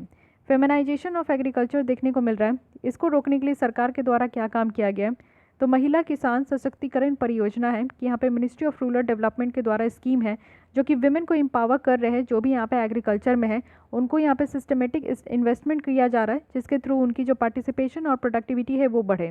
तो स्कीम के बारे में ध्यान रखिएगा। सेकंड है आईकार यानी कि central institute for women in agriculture. तो ये पहली तरीके की इंस्टीट्यूशन है इंडिया में जो कि यहाँ पे जेंडर रिलेटेड रिसर्च करेगी एग्रीकल्चर में। फिर एडिशनल सपोर्ट भी दिया जा रहा है, जैसे कि agree clinic and agri business centre है, इंटीग्रेटेड स्कीम्स है मार्केटिंग, यहाँ पे एग्रीकल्चर मार्केटिंग के लिए, सब मिशन है एग्रीकल्चर मैकेनाइजेशन के लिए, और नेशनल फूड सिक्योरिटी मिशन है। तो ये सारे स्कीम्स याद रखनी है, जिससे कि यहाँ पे आप लोग अगर पूछा जाए तो आप लोग आसानी से जवाब दे सको। इंपॉर्टेंट रिपोर्ट है, देखिए इंडेक्स रिपोर्ट से हर साल क्वेश्चन पूछे जाते हैं, 1 से 2 क्वेश्चन आ जाते हैं, तो आप समझ सकते हो कि 2 से 4 नंबर आपका पक्का हो जाएगा अगर ये सेक्शन को आप अच्छे से याद कर लो तो। वुमेन एंड ट्रेड है, the role of trade in promoting women's equality, तो यहाँ पे इसको कौन पब्लिश कर रहा है, तो वर्ल्ड बैंक ग्रुप है एंड WTO है। अदर इंपॉर्टेंट रिपोर्ट अगर हम लोग वर्ल्ड बैंक की देख ले तो इकट्ठे है आपके पास। सबसे पहले ईज़ ऑफ डूइंग बिजनेस, लगातार 2 साल यहाँ पे क्वेश्चन पूछा गया UPSC के द्वारा। वर्ल्ड डेवलपमेंट रिपोर्ट है, and then global economic prospect है। वहीं अगर WTO की बात करें जो इस बार काफ़ी न्यूज़ में रहा है, तो इससे रिपोर्ट पूछने के चांसेस है। वर्ल्ड ट्रेड स्टैटिस्टिकल रिव्यू, ये ट्रेड से रिलेटेड जो भी काम होगा, और वर्ल्ड ट्रेड रिपोर्ट है, क्योंकि वर्ल्ड ट्रेड ऑर्गेनाइजेशन है ये, यहाँ पे हमारे ऑल ओवर द वर्ल्ड में, ग्लोब में किस तरीके का व्यापार होता है उस चीज़ को ये यहाँ पे मॉनिटर करके चलते हैं। तो ऑब्वियस है कि इससे ट्रेड से रिलेटेड जो भी रिपोर्ट है वो इस ऑर्गेनाइजेशन के द्वारा रिलीज़ की जाती होगी। सेकेंड है सस्टेनेबल डेवलपमेंट जेंडर इंडेक्स है, तो ये आप लोग देखो कि ये जो आपका लॉन्च किया गया है, ये ग्लोबल जेंडर इक्वालिटी के द्वारा इसको मेज़र किया गया है। 2019 में इंडिया का रैंक 129 कंट्रीज़ में से 95 है। तो हमारा रैंक याद रखना है, किसके द्वारा इसको लाया गया ये याद रखना है। डेवलप किया गया है इक्वल मेजर्स 2030 के द्वारा, और साथ ही साथ यहाँ पे 51 जेंडर स्पेसिफिक इंडिकेटर्स है। 14 यानी कि टोटल 17 सस्टेनेबल डेवलपमेंट है ना, तो इसमें से 14 यहाँ पे सस्टेनेबल डेवलपमेंट गोल जेंडर में इसको देखा गया है। ठीक है, लॉस्ट एट होम रिपोर्ट है, इट मीन्स कि इसको united nation children's fund UNICEF के द्वारा इसको पब्लिश किया गया है। इसमें देखा जा रहा है कि कितने डिस्प्लेस चिल्ड्रन जो हैं वो किस तरीके का चैलेंजेस और रिस्क फेस कर रहे हैं। इंडिया में अगर देखें तो बताया गया है कि टोटल नंबर ऑफ जो न्यू इंटरनल डिस्प्लेसमेंट है 2019 में वो 5 मिलियन तक है, और वो भी डिजास्टर के कारण। कॉन्फ्लिक्ट एंड वायलेंसेज है, जो कि यहाँ पे की कॉजेज़ बता रहे हैं इंटरनल डिस्प्लेसमेंट का, वो भी बच्चे और उनके फैमिलीज़ की। तो ये चीज़ें ध्यान रखनी है। यूनेस्को की भी ये बहुत इंपॉर्टेंट रिपोर्ट है, lost at home report. Other important news देख लेते हैं। इंडिया की first international women's trade centre ये कहाँ सेटअप किया गया है, तो ये केरल में है, जिससे क्या होगा कि अगर विमेन इंटरप्रेन्योरशिप को बढ़ाना है, जेंडर पैरिटी सिक्योर करनी है, कोई डिफरेंस नहीं होना चाहिए मेल और फीमेल में, तो इस चीज़ को बढ़ाने के लिए यहाँ पे लाया गया, केरल में है। कोविड-19 स्त्री शक्ति चैलेंज है, माई गवर्नमेंट जो है वो यूनाइटेड नेशन विमेन के साथ कोलैब कर रही है कि जो भी यहाँ पे कोविड-19 से जो विमेन को लेकर कोई प्रॉब्लम है तो उस चीज़ को यहाँ पे बढ़ावा दिया जाएगा, और मेनली यहाँ पे इनकरेज और इन्वॉल्व की जाएगी जो विमेन लीड स्टार्टअप्स हैं, तो ध्यान रखना है। देन सुप्रीम कोर्ट के द्वारा यहाँ पे इशू किया गया है मिरर ऑर्डर, वो भी चाइल्ड कस्टडी केस को लेकर। तो मिरर ऑर्डर है क्या, एक्चुअली ये आपको देखने को मिलेगा कि कोर्ट के द्वारा जो ऑर्डर पास किया जाता है उसमें है कि यहाँ पे जो प्राइमरी जुरिस्डिक्शंस है बच्चे की कस्टडी को लेकर, तो उस चीज़ के बारे में यहाँ पे डिसाइड किया गया है। तो जजमेंट जो है वो पिटीशन के बेस्ड में है, जो कि कस्टडी ऑफ चाइल्ड को लेकर है, कि father is based in Kenya और मदर जो है वो इंडिया में है। इट मीन्स कि यहाँ पे एक कपल है जो कि फादर केन्या के हैं और मदर जो है इंडिया की है, तो जो बच्चे हैं इनके वो किसके पास होंगे। तो सुप्रीम कोर्ट के द्वारा जो है चाइल्ड कस्टडी फादर को दे दी गई है, और वो भी ये मिरर ऑर्डर है, ठीक है, ये ध्यान रखना है, वो भी जो केन्या के कोर्ट है उनके द्वारा। तो ये जो है जस्ट ये आपका चला गया है किसके पास, तो केन्या में फादर के पास, ठीक है। साथ ही साथ अगर हम लोग देखें तो मिरर ऑर्डर जो है ये मोर प्रोमिनेंट है जो Hague convention on civil aspect on international child abduction 1980 के तहत है, तो ये अप्लाई नहीं होता है। तो ये चीज़ें ध्यान रखनी है कि हेग कन्वेंशन जो इसके ऊपर है ना, यहाँ पे मिरर ऑर्डर जो दिया गया है वो यहाँ पे अप्लाई नहीं होता है। प्रेजेंटली इंडिया और केन्या जो है वो इस कन्वेंशन के यानी कि हेग कन्वेंशन के यहाँ पे सिग्नेटरी नहीं है, तो हम लोग भी इसके सिग्नेटरी नहीं है, इस चीज़ को आप लोग को ध्यान रखना है। नेक्स्ट आते हैं अदर वल्नरेबल सेक्शन के बारे में। ट्रांसजेंडर के बारे में देखते हैं, तो यहाँ पे इनके लिए national council for transgender person, इसके बारे में देख लेते हैं। एक कानून आया था जो कि transgender persons protection of right act 2019 है। यहाँ पे अगर हम लोग इस काउंसिल की बात करें, national council for transgender person के लिए, तो इनकी जो टेन्योर है वो 3 इयर्स तक है। तो देखिए इस तरीके का काउंसिल कमीशन से क्वेश्चन हमेशा आते हैं, तो इसको ध्यान रखिएगा कि इनकी टेन्योर 3 इयर्स है। मेन फंक्शन क्या है इसमें कि ये सेंट्रल गवर्नमेंट को एडवाइस करेंगे कि कोई भी ट्रांसजेंडर पर्सन है तो उनके लिए क्या पॉलिसी हो, प्रोग्राम हो, कानून हो, प्रोजेक्ट हो, तो उसको लेकर साथ ही मॉनिटर भी करते रहेंगे जो भी प्रोग्राम पॉलिसी लाया गया है ट्रांसजेंडर के लिए, तो वो कितना उनको इम्पैक्ट कर रहा है। साथ ही सारी एक्टिविटीज़ जो सारे डिपार्टमेंट की है उसको रिव्यू करते रहेंगे। कोई ग्रीवियंस अगर ट्रांसजेंडर पर्सन का तो उसको भी देखते रहेंगे, और और यहाँ पे जो काउंसिल है इसको सेंटर के द्वारा इस्टेब्लिश किया जा रहा है। और जो कानून आया था transgender protection of rights act 2019 उसके तहत, ठीक है। और इसमें आपका रोका जाएगा कि किसी भी तरीके का डिस्क्रिमिनेशन ना हो ट्रांसजेंडर पर्सन के साथ। अगर हम लोग national council for transgender person देखें तो यहाँ पे जो चेयरमैन होंगे वो social justice union minister for social justice होंगे। वाइस चेयरमैन जो है ये स्टेट के होंगे, यानी कि मिनिस्टर ऑफ स्टेट जो कि सोशल जस्टिस के। तो याद रखना है कि चेयरमैन और वाइस चेयरमैन कौन होंगे। साथ ही अगर हम लोग यहाँ पे देखें तो मेंबर जो होंगे वो health minister, home minister, minority affairs, education, rural development, labour laws, हर एक सेक्टर से यहाँ पे मिनिस्टर होंगे। साथ ही अगर डिपार्टमेंट देखें तो पेंशन का डिपार्टमेंट है, नीति आयोग है, नेशनल ह्यूमन राइट कमीशन है और नेशनल कमीशन फॉर वुमेन है। तो ये 4 डिपार्टमेंट यहाँ पे इंक्लूड है, ठीक है। रिप्रेजेंटेटिव्स अगर हम लोग देखें तो ये 5 स्टेट और यूनियन टेरिटरी से हुए, जो कि रोटेशनल बेसिस पे होगा। और 5 मेंबर्स जो कम्युनिटीज़ के हैं और 5 एक्सपर्ट्स जो है वो यहाँ पे NGO फॉर्म करेंगे। So each and every points are very important, ध्यान दीजिएगा। अब ट्रांसजेंडर के बारे में कुछ बेसिक बातें देख लीजिए कि ट्रांसजेंडर वैसे पर्सन होते हैं जिनकी जेंडर जो है वो, जिस तरीके से बच्चे जब पैदा होते हैं तो उनके बाद ही पता चल जाता है कि मेल और फीमेल है। अगर उनकी यहाँ पे जेंडर नहीं डिफाइंड हो तो उसे हम लोग ट्रांसजेंडर के कैटेगरी में रखेंगे। हमारे देश में 4.9 लाख पीपल्स है जो कि ट्रांसजेंडर हैं। हाईएस्ट कहाँ देखने को मिलेगा, तो हाईएस्ट जो है वो यूपी में है, सबसे ज़्यादा ट्रांसजेंडर। उसके बाद आंध्र प्रदेश, महाराष्ट्र, बिहार, मध्य प्रदेश, वेस्ट बंगाल है। इस कानून के तहत देखें तो क्या क्या बातें रखी गई है। सबसे पहले है कि जो ट्रांसजेंडर पर्सन की राइट है उसको प्रोटेक्ट करना है और उनको रिकॉग्निशंस देनी है। साथ ही उनको उनकी आइडेंटिटी की सर्टिफिकेट भी दी जाएगी और ये डीएम के द्वारा दिया जाएगा, ये सर्टिफिकेट ऑफ आइडेंटिटी।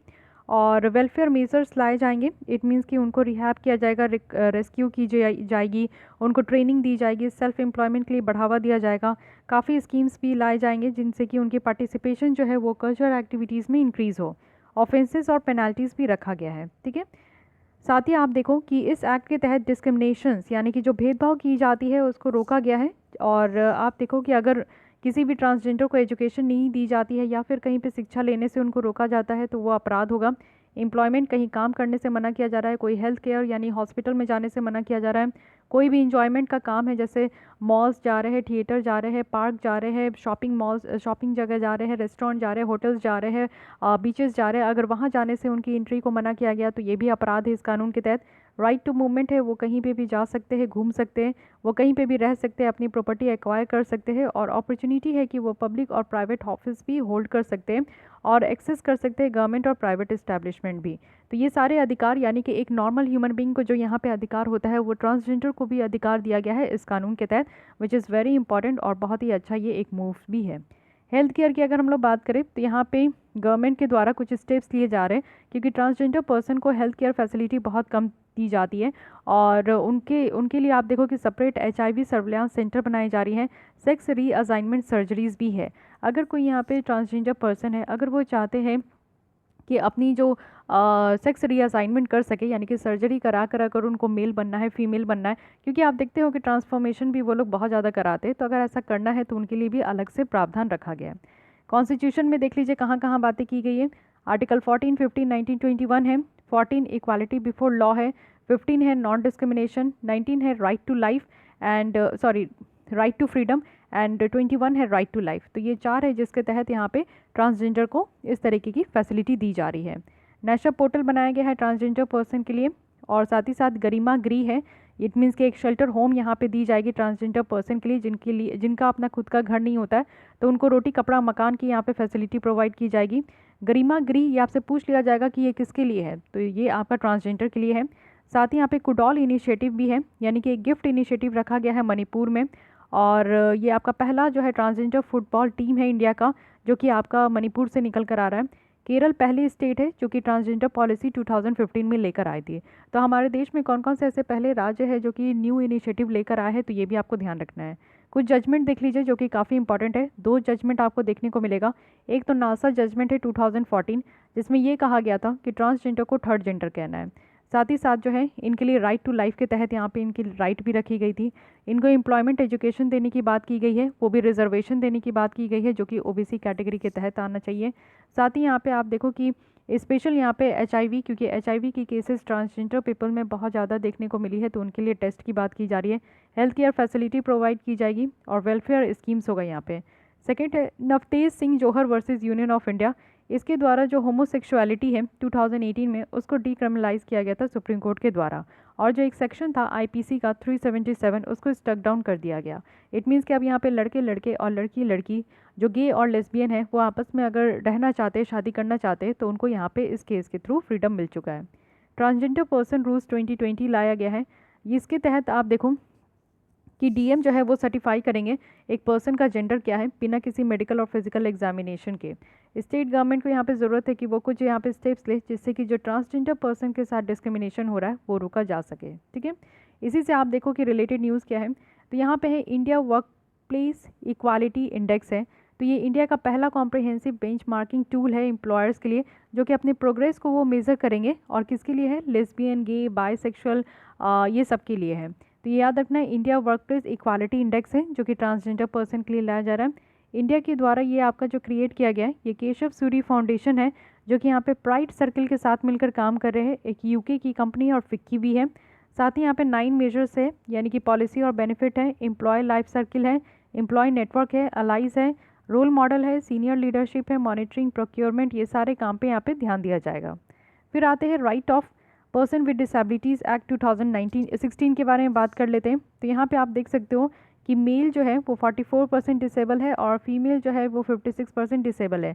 तो डायरेक्ट आपसे स्टेटमेंट मिल जाएगा कि मेल जो विद डिसेबिलिटीज़ है वो मोर देन है फीमेल विद डिसेबिलिटीज़। तो ये स्टेटमेंट क्या होगा, ये स्टेटमेंट आपका रॉन्ग हो जाएगा, क्योंकि फीमेल विद डिसेबिलिटीज़ जो है वो ज़्यादा देखने को मिलेगा mail with disabilities. Okay, reservation अगर हम लोग देखते हैं कि पर्सन विद डिसेबिलिटीज़ को रिजर्वेशन कैसी दी जाती है, तो रिजर्वेशन जो डिसेबल्ड के लिए है वो हॉरिजेंटल रिजर्वेशन में ही आता है। हॉरिजेंटल रिजर्वेशन जो कि डिफरेंट होता है वर्टिकल यहाँ पे आपका रिजर्वेशन से। वर्टिकल रिजर्वेशन आप याद रख सकते हो, जो कि आपका ऊपर से ही आता है, यानी कि पहले से ही आते जा रहा है, एकदम वर्टिकली ये चलते ही जा रहा है।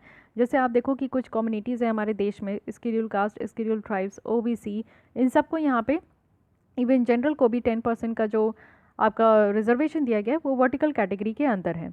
तो यहाँ पे हॉरिजेंटल रिजर्वेशन की बात करें तो ये इनको जो है पर्सन विद डिसेबिलिटी को हॉरिजेंटल रिजर्वेशन के तहत यहाँ पे रिजर्वेशन देने की बात की गई है। और जो वर्टिकल रिजर्वेशन होता है वो हमारे संविधान में जो राइट टू फ्रीडम है, फंडामेंटल राइट है, और यहाँ पे जो आर्टिकल 16(4) है, राइट टू फ्रीडम नहीं है, वो आपका आर्टिकल 19 में आर्टिकल 16(4) है, जिसके तहत यहाँ पे एम्प्लॉयमेंट की बात की जाती है कि अगर यहाँ पे इन सारे जो schedule caste, schedule tribes, OBC को एम्प्लॉयमेंट देनी है तो वो इस आर्टिकल के तहत दे सकते हैं। हॉरिजॉन्टल रिजर्वेशन जो है वो रिजर्वेशन दी जाती है, जैसे फीमेल को रिजर्वेशन दी जा रही है, कोई फिजिकली चैलेंज पर्सन है तो उनको यहाँ पर रिजर्वेशन दी जा रही है। अगर रिजर्वेशन हम लोग देखें इनके लिए, हायर एजुकेशन में 5% से ज़्यादा नहीं, 5% से कम नहीं होना चाहिए, और गवर्नमेंट जॉब के लिए 4% से कम नहीं होना चाहिए। तो ये भी क्राइटेरिया किया गया है, तो इसको भी ध्यान रखना है। अब यूनाइटेड नेशन की गाइडलाइन है कि सोशल जस्टिस जो यहाँ पे पर्सन विद डिसेबिलिटी है उनके लिए क्या क्या होना चाहिए। तो पहली बार ऐसी गाइडलाइंस जो है लाई गई है जिससे कि पर्सन विद डिसेबिलिटीज़ जो लोग हैं, दिव्यांग हैं, उनको यहाँ पे जस्टिस सिस्टम हमारे वर्ल्ड में मिल सकेगा। तो यहाँ पे उनके लिए 10 प्रिंसिपल कहा गया है कि किसी को भी यहाँ पे जस्टिस देने से पीछे नहीं रखना है, कोई यहाँ पे डिनाइड नहीं होनी चाहिए। सारे लोग जो कि दिव्यांग है वो फैसिलिटीज़ और सर्विस उनको यूनिवर्सली एक्सेस हो, प्रोसीजर उनको जो है एकोमोडेशन हो, रहने के लिए जगह हो, लीगल नोटिस और इन्फॉर्मेशन उनको मिल सके टाइमली, और प्रोसीजरल सेफगार्ड उनको प्रोवाइड करना है। राइट टू फ्री और अफोर्डेबल लीगल असिस्टेंस है, यानी कि अगर उनको कानूनी तौर पर अगर कोई मदद चाहिए तो वो यहाँ फ्री और यहाँ पे अफोर्डेबल होना चाहिए। राइट टू यहाँ पे पार्टिसिपेट है कि एडमिनिस्ट्रेशन ऑफ जस्टिस में ये पार्टिसिपेट कर सकते हैं। राइट टू रिपोर्ट कंप्लेन है, कंप्लेन रिपोर्ट कर सकते हैं। इफेक्टिव और रोबोस्ट यहाँ पे मॉनिटरिंग मैकेनिज्म होनी चाहिए। अवेयरनेस रेजिंग और ट्रेनिंग प्रोग्राम भी इनके लिए होना चाहिए। तो ये सारी बातें आपको ध्यान रखनी है। इस कानून के तहत थोड़ा बहुत ध्यान रखिएगा कि क्या बातें की गई है। तो यहाँ पे आप लोग देखो कि जो यूनाइटेड नेशन का कन्वेंशन है right of person with disabilities, इसी के साथ जो है, इसी को देखते हुए हम लोग अपने देश में यहाँ पे कानून लेकर आए हैं, और इस यूनाइटेड नेशन कन्वेंशन का इंडिया सिग्नेटरी है, यानी कि हम लोग साइन किए हैं और अपने देश में भी इस तरीके के कानून को लेकर आए। ठीक है, इसमें क्या है कि राइट टू इक्वालिटी है, जितने भी दिव्यांग हैं उनको इक्वालिटी का अधिकार है। लाइफ विद डिग्निटी है, यानी कि जीने का सम्मान तरीके से उनको अधिकार है। रिस्पेक्ट है, ठीक है, और ये याद रखना है कि 21 टाइप्स ऑफ डिसेबिलिटी यहाँ पे इंक्लूड की गई है। पहले 7 था, लेकिन इस कानून रूल्स के थ्रू यानी कि 2020 के थ्रू यहाँ पे आपका और भी ज़्यादा डिसेबिलिटीज़ को इंक्लूड किया गया है। यहाँ पे अगर हम लोग बात करें United nation convention of right of person with disability, this is very very important.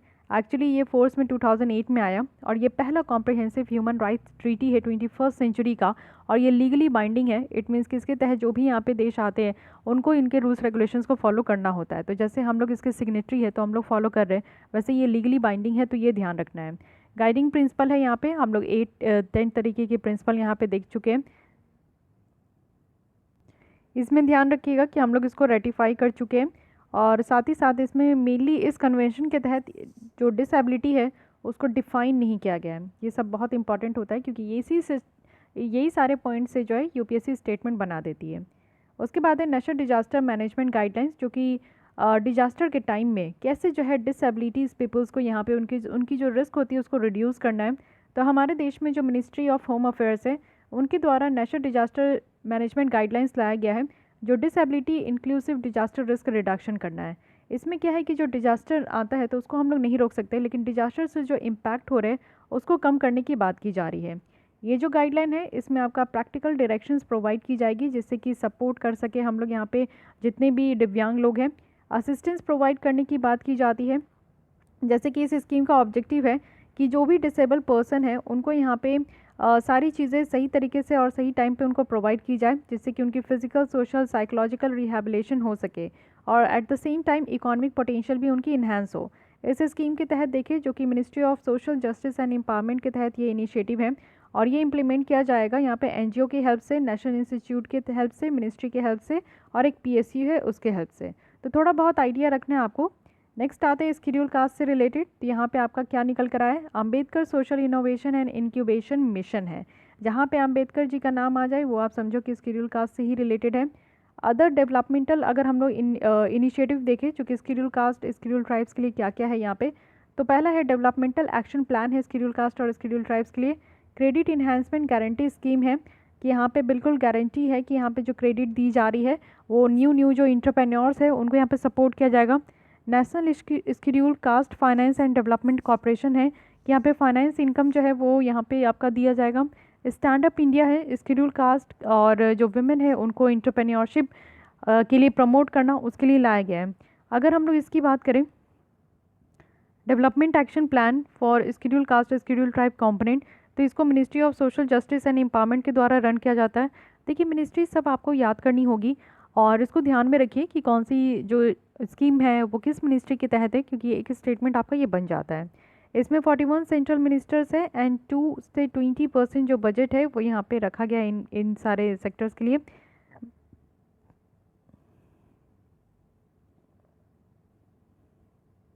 इसके तहत अगर हम लोग देखें तो इस स्कीम का ऑब्जेक्टिव क्या है कि इंटरप्रेन्योरशिप, यानी कि यहाँ पे जितने भी स्केड्यूल कास्ट यूथ है तो वो इंटरप्रेन्योर बने, उनके लिए यहाँ पे लाया गया है, उनको सपोर्ट मिले, प्रमोट करना है, ये सारी चीज़ें ध्यान रखनी है। रिलेटेड इन्फॉर्मेशन में क्या है, वंचित इकाई समूह और वर्गों की आर्थिक सहायता योजना। तो ये विश्वास योजना आप कह सकते हो, डायरेक्ट आपसे पूछा जाएगा विश्वास योजना किसके लिए है। तो ये आपका जो है ना जो वंचित इकाई समूह है, ऐसे बैकवर्ड क्लासेस आप कह सकते हो जो कि यहाँ पे जिनको बेसिक फैसिलिटीज़ नहीं मिलती। तो सेल्फ हेल्प ग्रुप है जिसमें कि आपका स्केड्यूल कास्ट के लोग होते हैं, ओबीसी बेनिफिशरीज होते हैं, उनको यहाँ पे लोन यहाँ पे दिया जा सकता है 4 लाख तक। और ये भी आपका ministry of social justice and empowerment के द्वारा ही यहाँ पे इम्प्लीमेंट किया गया है। और यहाँ पे आप देखो डायरेक्ट बेनिफिट है, लोअर रेट ऑफ इंटरेस्ट यहाँ पे दी जाएगी, जो लोन दिया जाएगा इंटरप्रेन्योरशिप को यहाँ पे बढ़ावा देने के लिए और भी अपना काम कर सके एम्पावरमेंट करने के लिए, तो उनको क्या है कि यहाँ पे लोअर रेट ऑफ इंटरेस्ट के साथ दी जाएगी। इम्प्लीमेंटिंग एजेंसीज कौन कौन है, तो ऑब्वियस है यहाँ पे आप देख सकते हो, सॉरी ये आपका national schedule caste finance and development corporation है, ये national backward class finance and development corporation है। ओके, और जो भी यहाँ पे लोग आएंगे यानी कि जो बेनिफिशरीज है वो सारे इंडिविजुअल मेंबर्स, उनकी फैमिली इनकम जो है 3 लाख से कम होनी चाहिए, चाहे वो स्केड्यूल कास्ट की हो चाहे ओबीसी की हो, और उनको इंटरेस्ट सबवेंशन मिलेगा। इट मीन्स कि सरकार की तरफ से कुछ परसेंटेज यानी कि 3% तक यहाँ पे इंटरेस्ट, लोन के ऊपर जो इंटरेस्ट है वो छूट मिलेगा। तो एनुअल इनकम 3 लाख से कम होनी चाहिए। अब आते हैं स्केड्यूल ट्राइब्स को लेकर, लॉन्च किया गया है यहाँ पे स्वास्थ्य है, ठीक है। तो स्वास्थ्य एक आपका पोर्टल है यानी कि ऑनलाइन पोर्टल है ट्राइबल पीपल्स के हेल्थ और न्यूट्रिशंस को यहाँ पे ट्रैक करने के लिए, उनको यहाँ पे बेटर प्रोवाइड करने के लिए सर्विस। तो स्वास्थ्य याद रखना है कि स्केड्यूल ट्राइब से रिलेटेड है, ठीक है। उसके बाद अगर हम लोग देखें तो ये डेटा वगैरह इतना ज़्यादा इंपॉर्टेंट नहीं है आपके लिए। मध्य प्रदेश में सबसे ज़्यादा ट्राइबल पॉपुलेशन रहते हैं, उसके बाद महाराष्ट्र, उड़ीसा और राजस्थान है। थोड़ा बहुत ध्यान रखिए। ट्राइबल हेल्थ की बात करें तो आपको पता है कि ट्राइबल पीपल क्योंकि बहुत आइसोलेट रहते हैं, तो उनके पास जो है बर्डन ऑफ डिजीजेस से वो जूझते रहते हैं। मल न्यूट्रिशंस की प्रॉब्लम देखने को मिलती है। कम्युनिकेबल डिजीजेस बहुत ज़्यादा है, जैसे मलेरिया, ट्यूबरक्लोसिस, HIV, हेपेटाइटिस, ये सारी। उसके अलावा अगर हम लोग देखें तो अदर इनिशिएटिव्स लाया गया है, जैसे कि north eastern region community resource and management programme है। ये यहाँ पे जो ट्राइबल पीपल्स हैं, जितने वो गरीब या मार्जिनलाइज ट्राइबल फैमिलीज़ हैं नॉर्थ ईस्ट में, तो नॉर्थ ईस्ट में मेनली यहाँ पे उनके लाइवलीहुड और रूरल डेवलपमेंट के लिए ये स्कीम लाई गई है। 4 स्टेट में भी आप देखो इसको अभी तक इम्प्लीमेंट किया गया है, जो कि है अरुणाचल प्रदेश, आसाम, मणिपुर और मेघालय। ये भी याद रखनी है। प्री मैट्रिक यहाँ पे स्कॉलरशिप दी जाती है कि मैट्रिक से पहले जितने भी बच्चे हैं, जो नीडी बच्चे हैं, उनको यहाँ पे क्लास 9th और 10 के लिए उनको स्कॉलरशिप दी जाएगी। ये काम भी आपका मिनिस्ट्री अफेयर्स के अंदर ही आपको देखने को मिलेगा, मिनिस्ट्री ऑफ ट्राइबल अफेयर्स के अंदर। साथ ही साथ यहाँ पे बच्चों को बढ़ावा देने की बात की जाती है। ऑनलाइन परफॉर्मेंस डैशबुक है, जो कि आपका एम्पावरिंग ट्राइबल्स और ट्रांसफॉर्मिंग इंडिया देखने को मिलेगा। तो ये भी ध्यान रखना है कि स्किल्ड ट्राइब्स के लिए ही है, जिसमें कि आपका एक इंटरैक्टिव और डायनेमिक ऑनलाइन प्लेटफॉर्म रखा गया है, जिसमें कि रियल टाइम डिटेल्स देखा जाएगा 11 स्कीम्स और इनिशिएटिव का। ये डिजिटल इंडिया का ही पार्ट है, इसको भी ध्यान रखना है।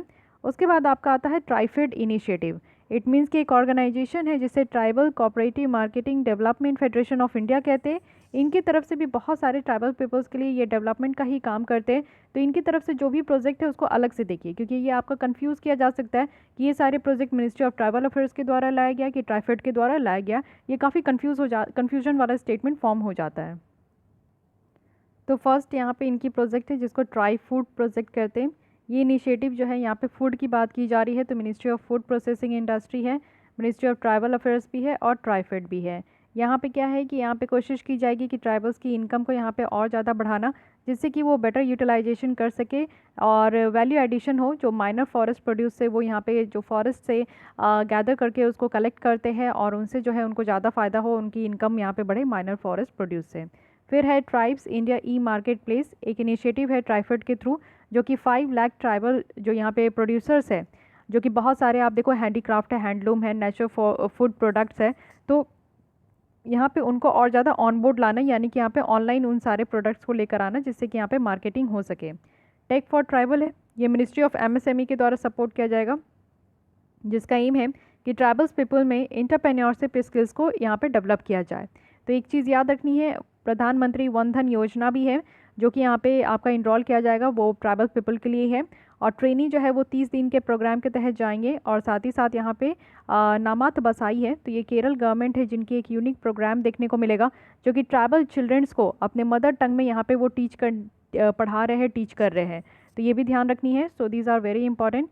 अब आते हैं एल्डरली पॉपुलेशंस के लिए, तो हर एक सेगमेंट के लिए हम लोग बात कर रहे हैं। तो अब यहाँ पे एल्डरली पॉपुलेशन के लिए बात करते हैं। एक्चुअली WHO के द्वारा कहा गया है ना कि एक यहाँ पे डिकेड ऑफ हेल्दी एजिंग है। इट मीन्स कि 2020 से 2030 तक का जो 10 साल का ये एज होगा ना, इसको हेल्दी एजिंग बनाना है, डिकेड ऑफ हेल्दी एजिंग। ये वर्ल्ड हेल्थ असेंबली के द्वारा कहा गया है। हेल्दी एजिंग आप लोग समझ सकते हो कि WHO के द्वारा डिफाइन किया गया कि एक जब बुढ़ापा आता है ना, जैसे आज के डेट में हम लोग यूथ है, तो ऑब्वियस है कि 30-40 ईयर्स के बाद हम लोग भी बूढ़े हो जाएंगे। इट मीन्स कि 60+ हो जाएंगे। तो उस समय हम लोग को क्या देखने को मिलेगा कि आज अगर हम लोग हेल्दी रहेंगे तो आगे भी चल के हम लोग की जो एजिंग होगी वो भी हेल्दी होगी। ठीक है, ऐसा नहीं कि 10 बीमारी 100 बीमारी के साथ हम लोग घिरे रहेंगे। बेसिकली आपसे पूछा जाएगा कि यहाँ पे सरकार के द्वारा क्या क्या इनिशिएटिव है। तो आर्टिकल 14 है, जो कि अगेन यहाँ पे DPSP से है। तो वो जो मैं मैटरनिटी बेनिफिट के लिए पूछी हूँ DPSP का, वो बताइएगा। आर्टिकल 41 है, जिसमें कि ये कहा गया है कि राइट फॉर पर्सन है कि उनको यहाँ पे सिक्योर वर्क, काम दिया जाए, एजुकेशन दी जाए, पब्लिक असिस्टेंस दी जाए इन केस अगर वो अनएम्प्लॉयड है, ओल्ड एज है, सिकनेस है, डिसेबलमेंट है, या फिर अनसर्व्ड यहाँ पे है। तो ये सारी चीज़ें आपको ध्यान रखनी है। तो आर्टिकल 41 है, जो कि यहाँ पे बात करते हैं, ठीक है, राइट फॉर पर्सन है कि वो अगर अनएम्प्लॉयड है, ओल्ड एज है, सिकनेस है, तो उनको उस समय भी जो है एक अच्छा खासा वर्क, एजुकेशन, पब्लिक असिस्टेंस मिले। इसके अलावा इंटीग्रेटेड प्रोग्राम है ओल्डर पर्सन के लिए, जिससे कि उनकी क्वालिटी ऑफ लाइफ इंप्रूव हो सके। National programme for health care है, इट मीन्स कि जो एल्डरली पॉपुलेशन है उनको अच्छी तरीके से यहाँ पे हेल्थ केयर मिल सके। मेंटेनेंस एंड वेलफेयर हो कि वो अपने पेरेंट्स और जो सीनियर सिटीजन्स एक्ट है उसमें वो मेंटेनेंस और वेलफेयर कर सके। Indira Gandhi national old age pension scheme है, ये पेंशन है जो कि सेंट्रल असिस्टेंस जो है वो यहाँ पे आफ्टर रिटायरमेंट पेंशन के फॉर्म में या आफ्टर 60 ईयर्स ऑफ एज वो पेंशन के फॉर्म में उनको एक फाइनेंशियल असिस्टेंस प्रोवाइड करते हैं। राष्ट्रीय वयोश्री यहाँ पे योजना है, जो कि आप लोग देखो कि जो सीनियर सिटीजन्स होते हैं उनको काफ़ी तरीके के लिविंग डिवाइस की ज़रूरत होती है। जैसे किसी को सुनने में प्रॉब्लम है, देखने में प्रॉब्लम है, चलने में प्रॉब्लम है, तो जिस भी तरीके की लिविंग डिवाइसेस की ज़रूरत है वो भी बीपीएल कैटेगरी के पर्सन को तो उनको यहाँ पे प्रोवाइड किया जाएगा राष्ट्रीय वयोश्री योजना के तहत। बहुत इंपॉर्टेंट है। उसके बाद ये भी इंपॉर्टेंट है प्रधानमंत्री वय वंदना योजना, जिसमें कि सोशल सिक्योरिटी यहाँ पे प्रोवाइड करने की बात की गई है जो ओल्ड एज के लोग हैं। और मेनली यहाँ पे आपका ये इंपॉर्टेंट इसलिए हो जाता है क्योंकि आप देखो कि प्रधानमंत्री वय वंदना योजना जिसमें LIC ऑफ इंडिया के द्वारा इसको लाया गया है, तो यहाँ पे जो हेल्प प्रोवाइड की जा रही है वो LIC ऑफ इंडिया है। तो अगर हमारे देश में याद रखने आपको तो सेंसस 2011 के तहत 104 मिलियन एल्डरली पर्सन है जो कि एज 60 या फिर इनसे ज़्यादा है। 71% एल्डरली पॉपुलेशन जो है वो रूरल एरिया यानी कि ग्रामीण क्षेत्र में रहते हैं और अर्बन एरिया में 29% रहते हैं।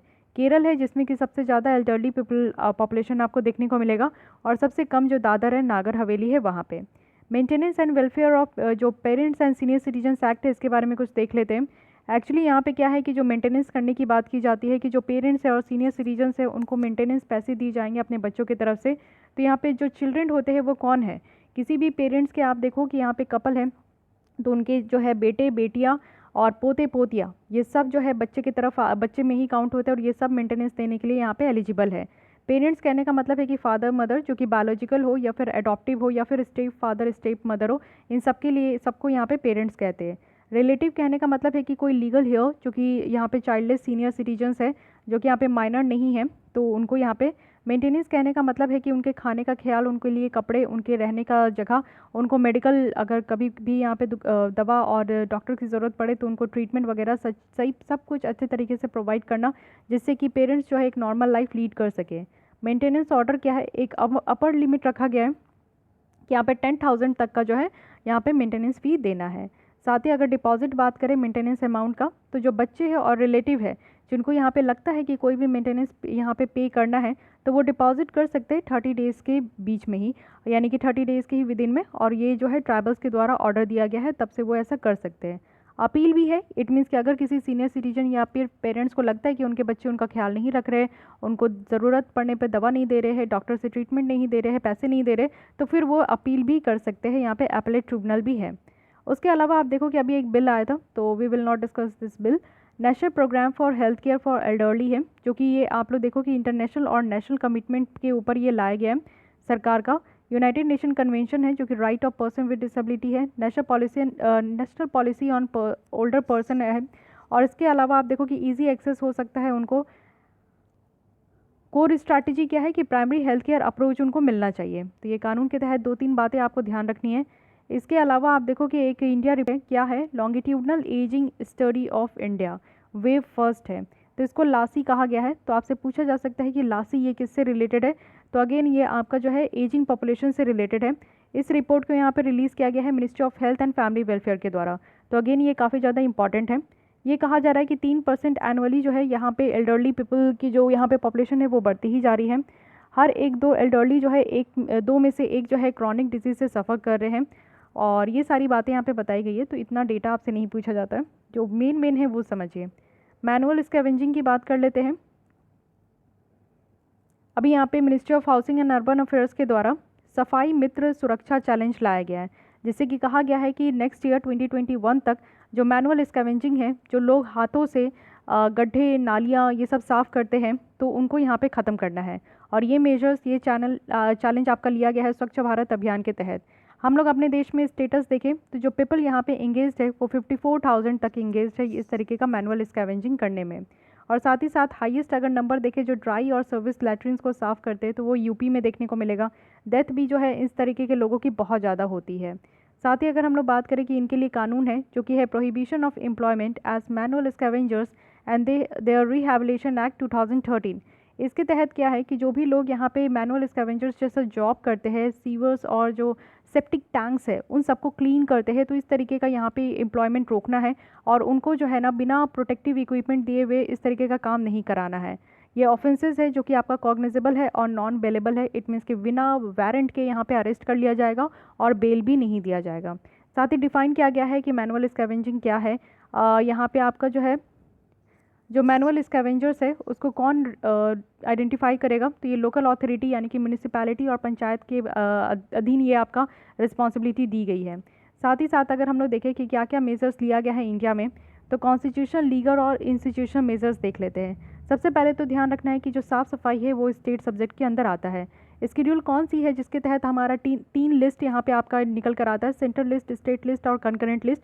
वो स्केड्यूल का नाम आपको कमेंट बॉक्स में बतानी है। देखिए आप लोग भी आंसर करते रहिए, एक बेटर यहाँ पे इंटरेक्शंस होते रहेगा, नहीं तो ऐसा लगेगा कि आप लोग सिर्फ एक रोबोट की तरह जो है मेरे से सुनते जा रहे हो।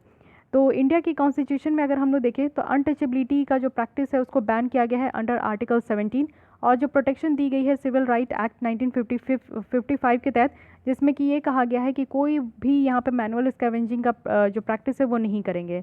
उसके अलावा आप देखो कि नेशनल कमीशन फॉर सफाई कर्मचारी एक्ट 1993 है, जिसके तहत यहाँ पे नेशनल कमीशन फॉर सफाई कर्मचारी बनाया गया, जो कि इन सारे मैटर्स को देखते हैं।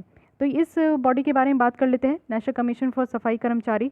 इसमें आपको देखने को मिलेगा कि एक चेयरमैन होते हैं, और चेयरमैन कौन होते हैं, तो यूनियन मिनिस्टर्स जो होते हैं उनके रैंक के होते हैं। 4 मेंबर होते हैं, लेडी मेंबर भी होना चाहिए, सेक्रेटरी रैंक के होते हैं यहाँ पे। और 2004 के बाद देखें तो ये एक नॉन स्टैट्यूटरी बॉडी दिया गया। पहले ये स्टैट्यूटरी था क्योंकि डायरेक्ट कानून से निकल कर आया, लेकिन फिर इसको जो है 2004 के बाद ये नॉन स्टैट्यूटरी है। तो इस चीज़ को ध्यान रखना है, जहाँ पे कॉन्फ्लिक्टिंग इश्यूज आ जाते हैं वहाँ पे क्वेश्चन बन जाता है। ये काम करते हैं ये commission ministry of social justice and empowerment के तहत, और टेन्योर जो है वो आपका एक्सटेंड किया गया है, ये 2022 तक ये काम करेंगे। फाइन। उसके अलावा आप देखो कि सैनिटेशन स्कीम क्या क्या है, तो integrated development of small and medium town scheme है, स्वच्छ भारत कैंपेन है ये। रिहैबिलेशन स्कीम आप देख सकते हो, साथ ही सिविल सोसाइटी है।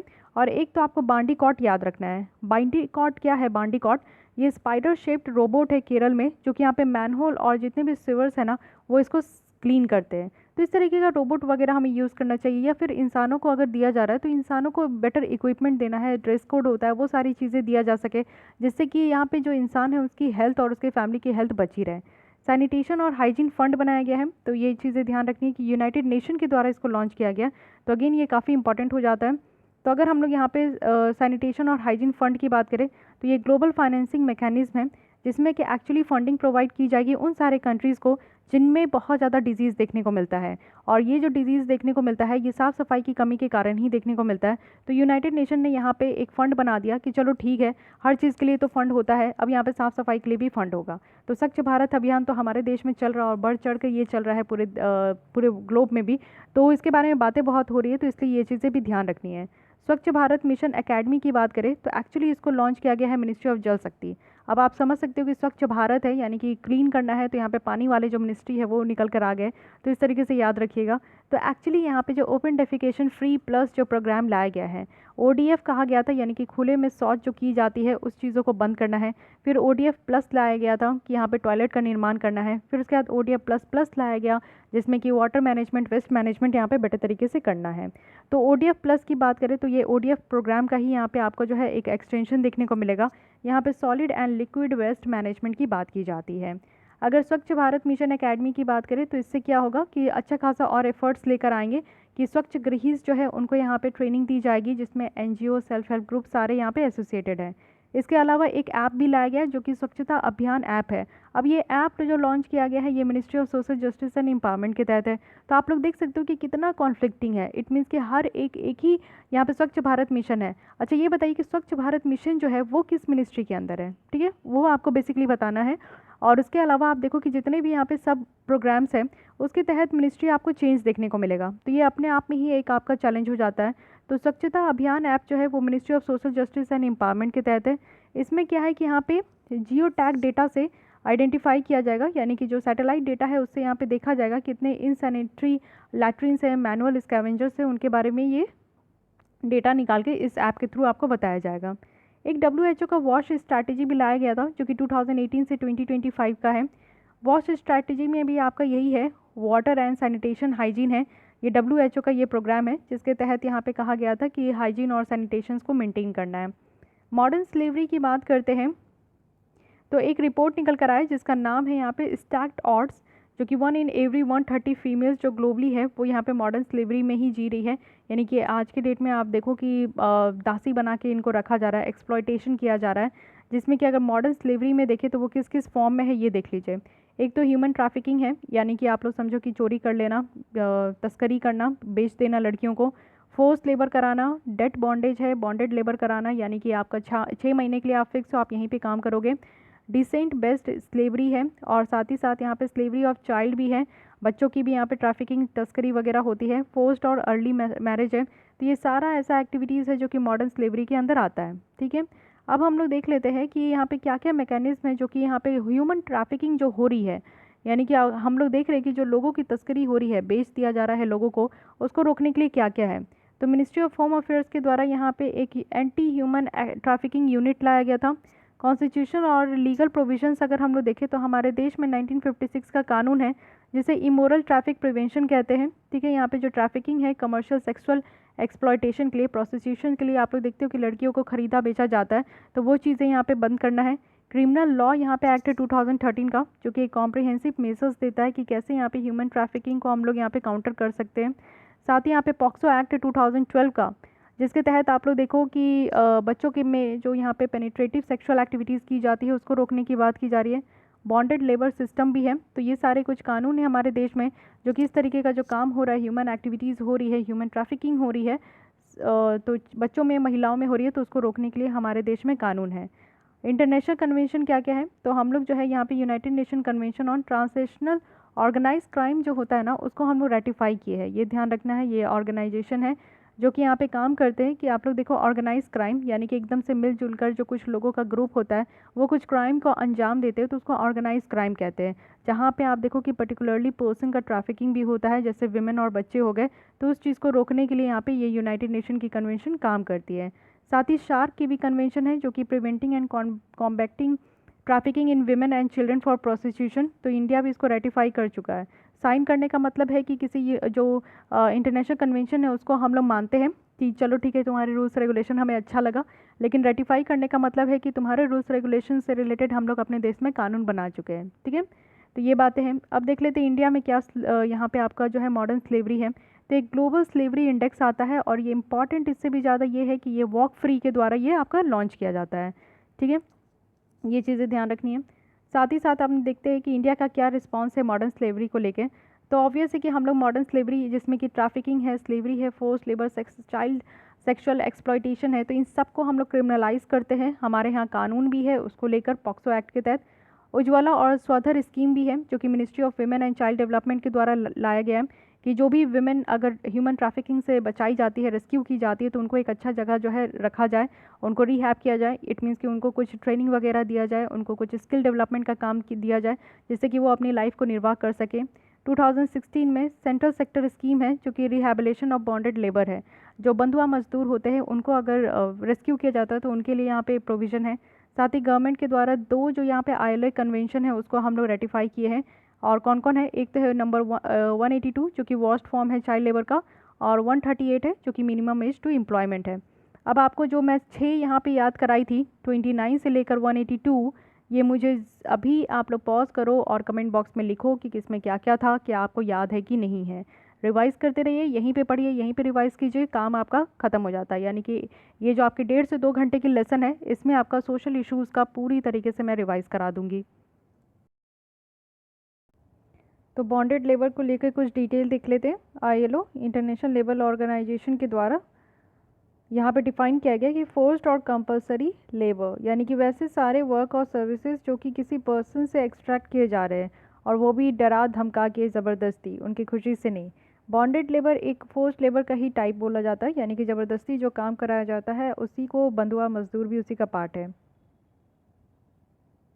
हमारे संविधान में आप देखो कि आर्टिकल 21 है और 23 है, जिसमें कि बॉन्डेड लेबर को रोका गया है, यानी कि राइट टू लाइफ है। और यहाँ पे आपका बॉन्डेड लेबर्स के अगेंस्ट में यहाँ पे आपका आर्टिकल 23 के अंदर बात किया जाता है। हमारे यहाँ कानून भी है, बॉन्डेड लेबर एबॉलिशन एक्ट 1976। ठीक है, ये सारी बातें आपको ध्यान रखनी है। साथ ही अगर हम लोग देखें तो यहाँ पे स्ट्रैटेजी है कि कैसे सेंटर के द्वारा यहाँ पे बॉन्डेड लेबर को ख़त्म करने की बात की जाती है। तो इस एक्ट के तहत यहाँ पे एग्जीक्यूटिव मजिस्ट्रेट को एम्पावर किया गया है कि वो अपनी पावर जो जुडिशियल मजिस्ट्रेट का है फर्स्ट और सेकंड क्लास का, तो वो यहाँ पे ट्रायल ऑफ ऑफेंस के जैसा एक्सरसाइज कर सकते हैं। विजिलेंस कमेटी भी है डिस्ट्रिक्ट और सब डिस्ट्रिक्ट लेवल में, वो टेस्ट कर सकती है। और स्कीम है यहाँ पे बॉन्डेड लेबर को यहाँ पे अगर रिहैबिलिटेट करते हैं तो उसके लिए। डोमेस्टिक वर्कर्स के लिए भी यहाँ पे अभी कुछ बात किया गया है, जैसे कि डोमेस्टिक वर्कर्स को भी यहाँ पे डिमांड किया गया है कि यूनिवर्सल रजिस्ट्रेशन होना चाहिए उनके लिए भी, एम्प्लॉयर्स और डोमेस्टिक वर्कर्स के लिए, और एक नेशनल लेजिस्लेशन कानून भी उनके लिए होना चाहिए, ठीक है। क्योंकि कोविड-19 के टाइम में देखा गया कि एटलीस्ट 85% जो वर्कर्स है उनको यहाँ पे वेजेस नहीं मिल रहा था, क्योंकि लॉकडाउन था और घर पे कोई काम नहीं करा रहा था। आईएलओ के हिसाब से देखें तो डोमेस्टिक वर्कर्स जो है वो हाउस वर्क होते हैं, जैसे कि sweeping, cooking, caring of children, इस तरीके का काम कर रहे। तो नेशनल सैंपल सर्वे ऑफिस के हिसाब से देखें तो 37 मिलियन जो यहाँ पे होम बेस्ड वर्कर्स देखने को मिलेगा। सरकार के द्वारा क्या काम किया गया है, तो 2008 में unorganised workers social security act लाया गया, और एक 2013 का सेक्सुअल हरासमेंट ऑफ विमेन है, जिनके लिए यहाँ पे सेक्सुअल प्रोटेक्शन की बात की गई है कि अगर सेक्सुअल हरासमेंट होता है तो वो इस कानून के बेसिस पे उनको अपने कंप्लेन लॉन्च करा सकते हैं। केरल, महाराष्ट्र, तमिलनाडु है जो कि यहाँ पे वेलफेयर बोर्ड बनाया है यहाँ पे डोमेस्टिक वर्कर्स के लिए, तो ये भी ध्यान रखना है कि 3 राज्य हैं हमारे देश से। अर्बन पुअर की बात की जाती है, यानी कि शहर में रहने वाले यहाँ पे गरीब लोगों की। इंडिया में अगर आप लोग देखो कि अर्बन पुअर की बात की जा रही है, जिसमें कि 31% हमारे टोटल पॉपुलेशन का है। सेंसस के अकॉर्डिंग देखें तो अर्बन पॉपुलेशन जो है 17% है, जिसमें 65 मिलियन लोग स्लम में रहते हैं, और राइट टू लाइफ है हमारा आर्टिकल 21 के तहत, ठीक है। यहाँ पे आप लोग देख सकते हो कि पॉवर्टी लाइन तेंदुलकर कमेटी और रंगराजन कमेटी के द्वारा सेट किया गया था। तेंदुलकर कमेटी के द्वारा कहा गया है कि अर्बन पॉवर्टी लाइन जो है 1000 रुपीज़ हो, अगर मिल रहा है तो ठीक है, वो यहाँ पे आपका जो है पॉवर्टी लाइन से ऊपर है। और ग्रामीण क्षेत्र में पॉवर्टी लाइन जो है इनका मार्जिन रखा गया था वो 816। आगे चल के रंगराजन कमेटी आई जो कि अर्बन पॉवर्टी लाइन को 1000 से बढ़ाकर 1407 रखे, और रूरल में आप देखो कि 972 है, ठीक है। तो ये आप देख सकते हो गवर्नमेंट का क्या इनिशिएटिव है। हाउसिंग के लिए आप देख सकते हो कि प्रधानमंत्री आवास योजना है अर्बन में भी, और यहाँ पे डेवलप किया जा रहा है affordable rental housing complexes. Economy के लिए क्या है, तो दीनदयाल अंत्योदय योजना है, और स्ट्रीट वेंडर अभी protection of livelihood and regulation of street vending लाया गया है, जो स्ट्रीट वेंडर्स है उनको प्रोटेक्ट करने के लिए। सोशल यहाँ पे क्या है, तो प्रधानमंत्री जीवन ज्योति योजना है, एक लाइफ इंश्योरेंस आप कह सकते हो। अटल पेंशन योजना है, पेंशन की भी बात की जाती है। और यहाँ पे प्रधानमंत्री श्रम योगी मानधन योजना है, और यहाँ पे प्रधानमंत्री सुरक्षा बीमा योजना है, ठीक है। माइग्रेंट वर्कर्स के लिए अगर हम लोग बात करें तो inter state migrant workman act है 1979 का, जिसमें कि जो इंटर स्टेट एक राज्य से दूसरे राज्य में जो वर्कमैन यहाँ पे एम्प्लॉयमेंट जैसा काम करते तो उनकी कंडीशन बेटरमेंट के लिए यहाँ पे ये कानून लाया गया है। अदर इनिशिएटिव अगर आप देखो तो inter state migrant policy index है, ये काफ़ी इंपॉर्टेंट है आज के डेट में, जो कि इंडिया माइग्रेशन नाउ के द्वारा यहाँ पे आपका रिलीज़ किया जाता है, ठीक है। उसके अलावा नेशनल माइग्रेंट इन्फॉर्मेशन सिस्टम भी है, जो कि नेशनल डिजास्टर मैनेजमेंट अथॉरिटी के द्वारा इसको देखा जाता है। नेशनल डेटाबेस है अनऑर्गेनाइज्ड वर्कर्स का, जो कि मिनिस्ट्री ऑफ फाइनेंस इसको रखते हैं अपने पास। तो ये जो है डेटाबेस अगर अनऑर्गेनाइज्ड वर्कर्स का देखें तो मिनिस्ट्री ऑफ फाइनेंस के पास ये देखने को मिलेगा।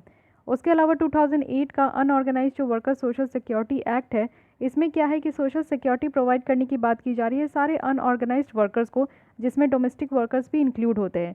तो अगेन आप देख सकते हो कि डोमेस्टिक वर्कर्स के लिए भी यहाँ पे बहुत सारे काम किए जा रहे हैं, तो इसको ध्यान रखना है। साथ ही अगर हम लोग बात करें आगे, तो ये है एजुकेशन से रिलेटेड। तो एजुकेशन के लिए आपको पता है कि न्यू एजुकेशन पॉलिसी आई है 2020 की। तो इसमें जो क्रक्स पॉइंट है, जो आपके एग्जाम पॉइंट ऑफ व्यू से काफ़ी ऐसे उसको डिस्कस करने वाली हूँ, ठीक है। तो सबसे पहले हम लोग देखेंगे कि यूनिवर्सल एजुकेशन कमीशन बनाया गया था 1949 में। उसके बाद आपका क्या हुआ कि 53 में ये बातें निकल कर आई, सेकेंडरी एजुकेशन कमीशन बना। फिर यहाँ पे कोठारी कमीशन बना जो कि एजुकेशन का है, तो ये याद रखिएगा कोठारी कमीशन किससे रिलेटेड है, एजुकेशन से। फिर सबसे पहला नेशनल पॉलिसी ऑन एजुकेशन निकल कर आया 1968 में। फिर आप देखो कि 42nd अमेंडमेंट हुआ, जिसके तहत यहाँ पे एजुकेशन को कंकरेंट लिस्ट में रखा गया। तो आज के डेट में एजुकेशन कंकरेंट लिस्ट में, ये ध्यान रखिएगा। फिर 1968 है और इसी को आप चेंज कर दो तो 1986 हो जाएगा, जिसमें कि दूसरा यहाँ पे नेशनल पॉलिसी ऑन एजुकेशन लाया गया। उसके बाद 1992 में क्या हुआ कि मॉडिफाई किया गया थोड़ा सा कानून को, और 2016 में जो सुब्रमण्यम कमेटी की रिपोर्ट आई, और 2019 में जो कस्तूरी रंजन रिपोर्ट कमेटी की रिपोर्ट आई, उसके अकॉर्डिंग न्यू एजुकेशन पॉलिसी लाई गई है, ठीक है। तो ये याद रखिएगा, सबसे पहला जो आपका एजुकेशन पॉलिसी लाया गया था वो यहाँ पे कोठारी कमीशन के द्वारा लाया गया था, और अभी जो लाया गया है वो कस्तूरी रंजन कमेटी के द्वारा यहाँ पे थर्ड एजुकेशन पॉलिसी लाई गई है। इस पॉलिसी का एम यही है कि यहाँ पे जो 34 इयर्स पुरानी ये जो पॉलिसी थी उसको थोड़ा चेंज करना है, और इसमें मिनिस्ट्री ऑफ एजुकेशन आपको देखने को मिलेगा, पहले एचआरडी मिनिस्टर होते थे, उसको चेंज किया गया है। साथ ही साथ यहाँ पे आप क्या है ना कि बेसिकली यहाँ पे यहाँ पे आप देखो कि स्कूल एजुकेशन की पहले बात करते हैं, तो यहाँ पे बच्चों को जो है ना एक अलग तरीके का एजुकेशन देने की बात की जा रही है। सिर्फ किताबी ज्ञान और स्कूली शिक्षा तक ही सीमित नहीं करना है, उनको और एक्सप्लोर करने का यहाँ पे बात किया जा रहा है। तो अगर हम लोग बात करें तो अर्ली चाइल्डहुड केयर की बात की जा रही है यहाँ पे, यानी कि यहाँ पे 3 साल से ही बच्चों पे ध्यान देना स्टार्ट कर दिया जाएगा। पहले क्या था कि यहाँ पे आप देखो 6 साल से 14 साल के बच्चों को फ्री कहा गया था कि फ्री एजुकेशन प्रोवाइड करनी है, बट अब यहाँ पे 3 साल से बच्चों पे ध्यान देना शुरू हो जाएगा। फिर अगर देखें तो यहाँ पे आप लोग देखो कि national mission on foundation literacy and numeracy भी है। प्री स्कूल यहाँ पे सेक्शन होगा जो कि आंगनवाड़ी के तहत यहाँ पे आपके बच्चों को ध्यान दिया जाएगा, ये भी ध्यान रखना है, प्री स्कूल यहाँ पे प्रोवाइड किया जाएगा। उसके अलावा अगर हम लोग देखें कि एग्जिस्टिंग आज के डेट में एकेडमिक स्ट्रक्चर क्या है, तो पहला स्टार्टिंग में आप देखो 6 से 16 साल जो है वो 10 साल यहाँ पे देखने को मिलेगा, और ये जो है आपका 6 से 18 साल जो कि 2 साल का था 11-12। अब क्या है कि सबसे पहले 3 साल यानी कि 3 से 6 साल तक ये आंगनवाड़ी प्री स्कूल यहाँ तक बच्चे सीखेंगे। फिर उसके बाद 6 इयर्स में फर्स्ट क्लास में जाएंगे जिसमें कि आपका 6 to 8 रहेगा 2 साल का। फिर उसके बाद 3 इयर्स का आपको देखने को मिलेगा। तो ये जो 5 साल का है पहला, ये आपका फाउंडेशनल है, ठीक है। 3 + 2 ये आपका 5 इयर्स हो गया। फिर 3 इयर्स होगा जो कि यहाँ पे 8 से लेकर 11 क्लास तक देखने को मिलेगा, ठीक है। और एज है 8 से लेकर 11, और क्लास है आपका 3 से 5, ठीक है। और ये है क्लास 1 से 2, ये ध्यान रखिएगा। चलिए फिर से देख लीजिए। पहले 3 साल जो है 3 से 6 साल के बच्चे वो आंगनवाड़ी या प्री स्कूल जो आप प्ले किड्स स्कूल देखते हो वहाँ पे पढ़ेंगे। उसके बाद 1-2 क्लास में आपका जो है वो आ जाएंगे, तो यहाँ 2 क्लास तक क्या हो गया, फाउंडेशन हो गया। फिर 3 से 5 आपका क्या हो गया, प्रिपरेटरी हो गया, यानी कि बच्चों को प्रिपेयर कर रहे हैं 5th क्लास तक। उसके बाद आपका 2 साल का यहाँ पे आपको देखने को मिलेगा कि 5 + 3 + 3 + 4, ये अभी स्टैंडर्ड फॉलो की जा रही है। तो 5 साल फाउंडेशनल, 5 साल प्रिपरेटरी, फिर यहाँ पे आप देखो 3 साल प्रिपरेटरी, फिर 3 साल यहाँ पे आपका क्या हो गया कि 8 क्लास तक जाएंगे, इसको मिडिल कहा गया है। फिर 4 साल क्या हो गया, 9 से लेकर 12 तक, इसको सेकेंडरी कहा गया है। तो ये 4 पार्ट में जो आपका डिवाइड किया गया है, तो ये काफ़ी इंपॉर्टेंट है, इसको ध्यान से देख लीजिएगा। मेनली यहाँ पे वोकेशनल एजुकेशन की भी बात की जा रही है कि यहाँ पे पढ़ाने के साथ साथ बच्चों को गार्डनर्स, पॉटर्स, आर्टिस्टिक कारपेंटर्स, इस तरीके की भी यहाँ पे नॉलेज देनी है। स्टूडेंट असेसमेंट किया जाएगा, इट मीन्स कि यहाँ पे 3, 5, 8 क्लास में ये आपका जो है असेसमेंट होगा। बोर्ड एग्ज़ाम होंगे 10th और 12th में, बट नए तरीके से होंगे। यहाँ पे आपका जो है नेशनल टेस्टिंग एजेंसी है जो कि टेस्ट कंडक्ट कराएगी। उसके अलावा मीडियम ऑफ इंस्ट्रक्शन अगर हम लोग देखें तो 5 क्लास तक जो है बच्चे अपने लैंग्वेज में पढ़ेंगे। उसके बाद यहाँ पे जो लैंग्वेज ऑफ इंडिया है, जो कि एक भारत श्रेष्ठ भारत की बात की जा रही है, सारे क्लासिकल लैंग्वेज में भी बच्चे पढ़ सकते हैं। इंडिया साइन लैंग्वेज है वो भी इस्तेमाल होगा। उसके अलावा अगर हम लोग देखें तो यहाँ पे जेंडर इंक्लूजन फंड रखा गया है कि फ़ीमेल और ट्रांसजेंडर बच्चों पे ज़्यादा ध्यान दिया जाएगा कि वो भी यहाँ पे आके पढ़े। स्पेशल एजुकेशन जोन बनाया जाएगा जिसमें कि लार्ज पॉपुलेशन जो स्पेशल एजुकेशन जोन है, जहाँ पे बच्चे ज़्यादा है तो उसको यहाँ पे स्पेशल एजुकेशन जोन डिक्लेयर किया जाएगा। बाल भवन भी बनाया जाएगा जिसमें कि यहाँ पे बोर्डिंग स्कूल्स की बात की जा रही है। सामाजिक चेतना केंद्र भी होंगे। उसके बाद आप देखो एडिशनल स्कूल्स बनाए जाएंगे, यानी कि यहाँ पे जो नवोदय विद्यालय है, केंद्रीय विद्यालय है, तो वो भी एस्पिरेशनल डिस्ट्रिक्ट्स वगैरह में बनाए जाएंगे। नेशनल करिकुलम फ्रेमवर्क होगा टीचर एजुकेशन के लिए भी। मिनिमम डिग्री क्वालिफिकेशन होगा, ठीक है, टीचर्स के लिए, ये भी बात रखी गई है। एनटीए टेस्ट होगा बीएड का, और टेस्ट टीचर्स एलिजिबिलिटी टेस्ट होगी सारे टीचर्स के लिए। और इसके अलावा अगर हम लोग देखें तो जो क्रक्स पॉइंट है वो मैं आपको बता रही हूँ। हायर एजुकेशन के लिए क्या बातें की गई है, तो यहाँ पे आप देख सकते हो कि हेकी है, इट मीन्स कि higher education commission of India है, जो कि अब यहाँ पे एक सिंगल अम्ब्रेला बॉडी है इंटायर हायर एजुकेशन के लिए, जिसमें कि मेडिकल और लीगल एजुकेशन बाहर रखा गया है, ठीक है। उसके अलावा आप लोग देख सकते हो कि यहाँ पे research university, teaching university, autonomous degree granting college, ये सब होंगे। और उसके अलावा आप देखो कि हॉलिस्टिक मल्टीडिसिप्लिनरी एजुकेशंस देखने को मिलेगा। यहाँ पे बहुत बातें की गई है, ये सारी बातें से आपका कहीं पे भी कोई नाता नहीं होना चाहिए, इतना डिटेल में आपको देखने का ज़रूरत नहीं है। जिस तरीके से आपका क्वेश्चन बन सकता है बस आप वैसे ही पढ़िए। उसके अलावा इक्विटी और इंक्लूजन की बात की जा रही है कि यहाँ पे सस्टेनेबल एजुकेशन डेवलपमेंट गोल लेकर आना है, सही तरीके से सारे बच्चों को यहाँ पे एजुकेशन प्रोवाइड करनी है, ठीक है। अदर मेजर अगर प्रोविज़न हम लोग देखें तो फाइनेंसिंग एजुकेशन कहा जा रहा है कि यहाँ पे एजुकेशन सेक्टर में इस नेशनल पॉलिसी के एजुकेशन पॉलिसी के तहत 6% ऑफ जीडीपी का खर्च किया जाएगा। साथ ही यहाँ पे नेशनल एजुकेशन टेक्नोलॉजी फोरम होंगे, ऑटोनोमस बॉडी होगा जो कि यहाँ पे टेक्नोलॉजी का ज़्यादा से ज़्यादा इस्तेमाल करने पे ध्यान देंगे। एडल्ट एजुकेशन भी होगी, यानी कि 100% यूथ और एडल्ट लिटरेसी यहाँ पे अचीव करना है। साथ ही क्वालिटी टेक्नोलॉजी बेस्ड ऑप्शन भी यहाँ पे देनी है। डिजिटल एजुकेशन पे भी ध्यान दिया जाएगा, डिजिटल इंफ्रास्ट्रक्चर बेटर तरीके से बिल्ड किया जाएगा। और प्रोफेशनल एजुकेशन की बात करें तो ऑब्वियस है कि सारे प्रोफेशनल एजुकेशन जो है वो हायर एजुकेशन सिस्टम के साथ इंटीग्रल कर दिया जाएगा। प्रमोट किया जाएगा Indian language, art and culture को, यानी कि ऐसी एजुकेशन होगी जिससे कि हमारे बच्चे कनेक्ट कर सके सारी तरीके के आर्ट इंफ्रास्ट्रक्चर, ये सारी चीज़ों से हाई क्वालिटी प्रोग्राम, डिग्रीज, ये सारी चीज़ें देखने को मिलेगी। और वही सारे लैंग्वेज इस्तेमाल होंगे जो कि 8 शेड्यूल में हमारे कॉन्स्टिट्यूशन में। तो 8 शेड्यूल में आपको बताना है कि टोटल कितने लैंग्वेजेस हैं, ठीक है। अब आते हैं स्टार्स प्रोजेक्ट को लेकर। स्टार की फुल फॉर्म है यहाँ पे strengthening teacher learning and result for states, ठीक है। तो देखिए ये जो नेशनल एजुकेशन पॉलिसी है ना, इसमें बहुत सारी चीज़ें हैं, बट आपको क्रक्स पॉइंट ही याद रखना है और इतना एग्जाम के लिए आपके लिए काफ़ी है। स्टार प्रोजेक्ट का क्या मतलब होता है, देखिए टीचर लर्निंग को यहाँ पे बढ़ाया जाएगा। इट मीन्स कि हर एक स्टेट में आप देखो कि यहाँ पे डेवलप, इम्प्लीमेंट, इवेलुएट, इम्प्रूव किया जाएगा कि डायरेक्ट लिंकेज हो और एजुकेशन आउटकम्स यहाँ पे ज़्यादा से ज़्यादा बढ़ सके। देखिए टीचर और जो स्टूडेंट की रेशियो है वो बढ़ेगी और टीचर लर्निंग जो कैपेसिटी है वो बढ़ेगी। तो यहाँ पे ऑब्वियस है कि हमारी जो नेशनल एजुकेशन पॉलिसी 2020 है जिसमें क्वालिटी बेस्ट लर्निंग आउटकम्स की बात की जा रही है, तो इस चीज़ को हम लोग अचीव कर पाएंगे। स्टार प्रोजेक्ट आप देखो कि स्टेट लेवल, नेशनल लेवल दोनों तरफ से चलेगा। स्टेट लेवल में देखिए तो यहाँ पे अर्ली चाइल्डहुड जो एजुकेशन है वो यहाँ पे स्ट्रेंथन होगी, लर्निंग असेसमेंट यहाँ पे बढ़ेगा, वोकेशनल एजुकेशन ज़्यादा से ज़्यादा दी जाएगी। उसके अलावा अगर हम लोग देखें तो मिनिस्ट्री ऑफ एजुकेशन जो है स्ट्रेंथन करेंगे, नेशनल डेटा सिस्टम, डेटा यहाँ पे आपका निकल कर आएगा।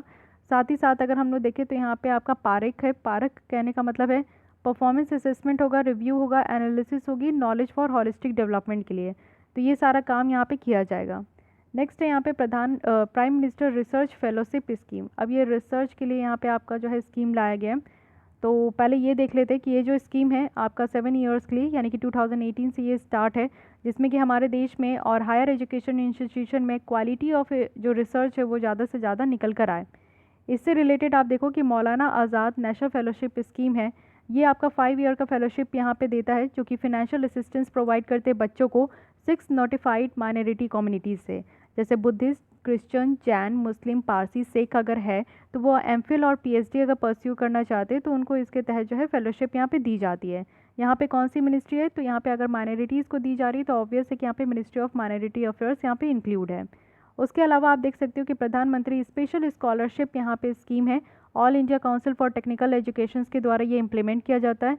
इसका एम है कि जो यूथ है जम्मू एंड कश्मीर एंड लद्दाख के, तो उनको यहाँ पे एजुकेट करना है, एम्पावर करना है, जिससे कि वो नॉर्मल कोर्सेज की जो है वो कंप्लीट कर सके। तो याद रखना है this is for specially Jammu and Kashmir and Ladakh के लिए। तो it may be asked annual status of education report, ये ऐसे रिपोर्ट है जो कि एक एनजीओ के द्वारा, प्रथम एनजीओ है उनके द्वारा हर साल रिलीज़ की जाती है।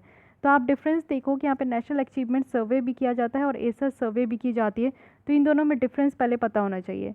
ये जो एसर रिपोर्ट है ये सिटीजन लीड है, यानी कि बच्चों तक ये जा के पूछते हैं। हाउस होल्ड सर्वे है, घर घर जाकर ये बच्चों की यहाँ पे देखते हैं। 2005 से ये हर साल अपनी रिपोर्ट पब्लिश करते हैं। 1-on-1 ओरल असेसमेंट है, यानी कि एक एक बच्चों से यहाँ पे बात करते हैं, पूछते हैं, उनको एसेस करते हैं, उनको जांचते हैं, तब यहाँ पे रिपोर्ट आता है। एम है कि यहाँ पे सैम्पल ऑफ ऑल चिल्ड्रंस को यहाँ पे आप देखो रिप्रेजेंट किया जाता है। फोकस किया जा रहा है फाउंडेशनल स्किल्स में, जैसे कि बच्चे पढ़ पा रहे हैं कि नहीं, मैथ की इक्वेशन सॉल्व कर पा रहे हैं कि नहीं, और ये लिमिटेड है, यानी कि हमारे ग्रामीण क्षेत्र को ही ये मेज़र करते हैं, ठीक है। नेशनल अगर अचीवमेंट सर्वे की बात करें तो मेनली ये मिनिस्ट्री ऑफ एजुकेशन के तहत जो एनसीईआरटी है उनके द्वारा कंडक्ट कराया जाता है। ये स्कूल बेस्ड होता है, यानी कि स्कूल में जाते हैं, बच्चों को देखते हैं कि वो पढ़ पा रहे हैं, मैथ की इक्वेशन सॉल्व कर पा रहे हैं कि नहीं। साथ ही पेन पेपर टेस्ट है, जैसे आप लोग यहाँ पे अभी यूपीएससी के प्रीलिम्स देने वाले हो, ईपीएफओ को प्रीलिम्स दोगे, उसी तरीके से इसकी भी टेस्ट है। और कंसीडर किया जाएगा बच्चों की इनरोलमेंट जो कि गवर्नमेंट और गवर्नमेंट एडेड स्कूल में है, और ये वाइडर वैरायटी स्किल्स देखते हैं, और साथ ही साथ ये रूरल और अर्बन एरिया दोनों में आपका कंडक्ट कराया जाता है। तो ये दो डिफरेंस है जिसको आपको ध्यान रखना है, ठीक है। एसर की रिपोर्ट के बारे में जो फाइंडिंग है वो आपसे प्रीलिम्स में कभी नहीं पूछा जाता, तो इसको ध्यान रखिएगा। ग्लोबल एजुकेशन मॉनिटरिंग रिपोर्ट है, ये ध्यान रखना है, ये यूनेस्को की रिपोर्ट है, ग्लोबल एजुकेशन, ठीक है, मॉनिटरिंग रिपोर्ट। तो यहाँ पे आप देखो कि हमारे सस्टेनेबल डेवलपमेंट गोल में गोल 4 है, जो कि यहाँ पे क्वालिटी एजुकेशन की बात करते हैं, तो ये भी ध्यान रखना है। आपको बताना है कि जो गोल 13 है वो किस चीज़ से रिलेटेड है। उसके अलावा अगर गवर्नमेंट की इनिशिएटिव देखें कि ई लर्निंग में वो क्या क्या कर रहे हैं, तो प्लेटफॉर्म सपोर्ट किया जा रहा है यहाँ पे एनसीईआरटी के द्वारा। ई पीजी पाठशाला है और स्वयं है जो कि ऑनलाइन कोर्सेज है टीचर्स के लिए।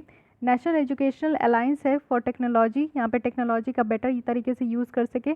प्रधानमंत्री ई विद्या है, दिस इज़ वेरी इंपॉर्टेंट, जो कि इनिशिएटिव है जिसमें कि डिजिटल एजुकेशन को यहाँ पे बढ़ावा दिया गया है। टॉप 100 यूनिवर्सिटीज़ जो हमारे देश में है ना, उनको अलाउ किया गया है कि वो ऑनलाइन कोर्सेज स्टार्ट कर सकते हैं बिना यूजीसी के लाइसेंस से।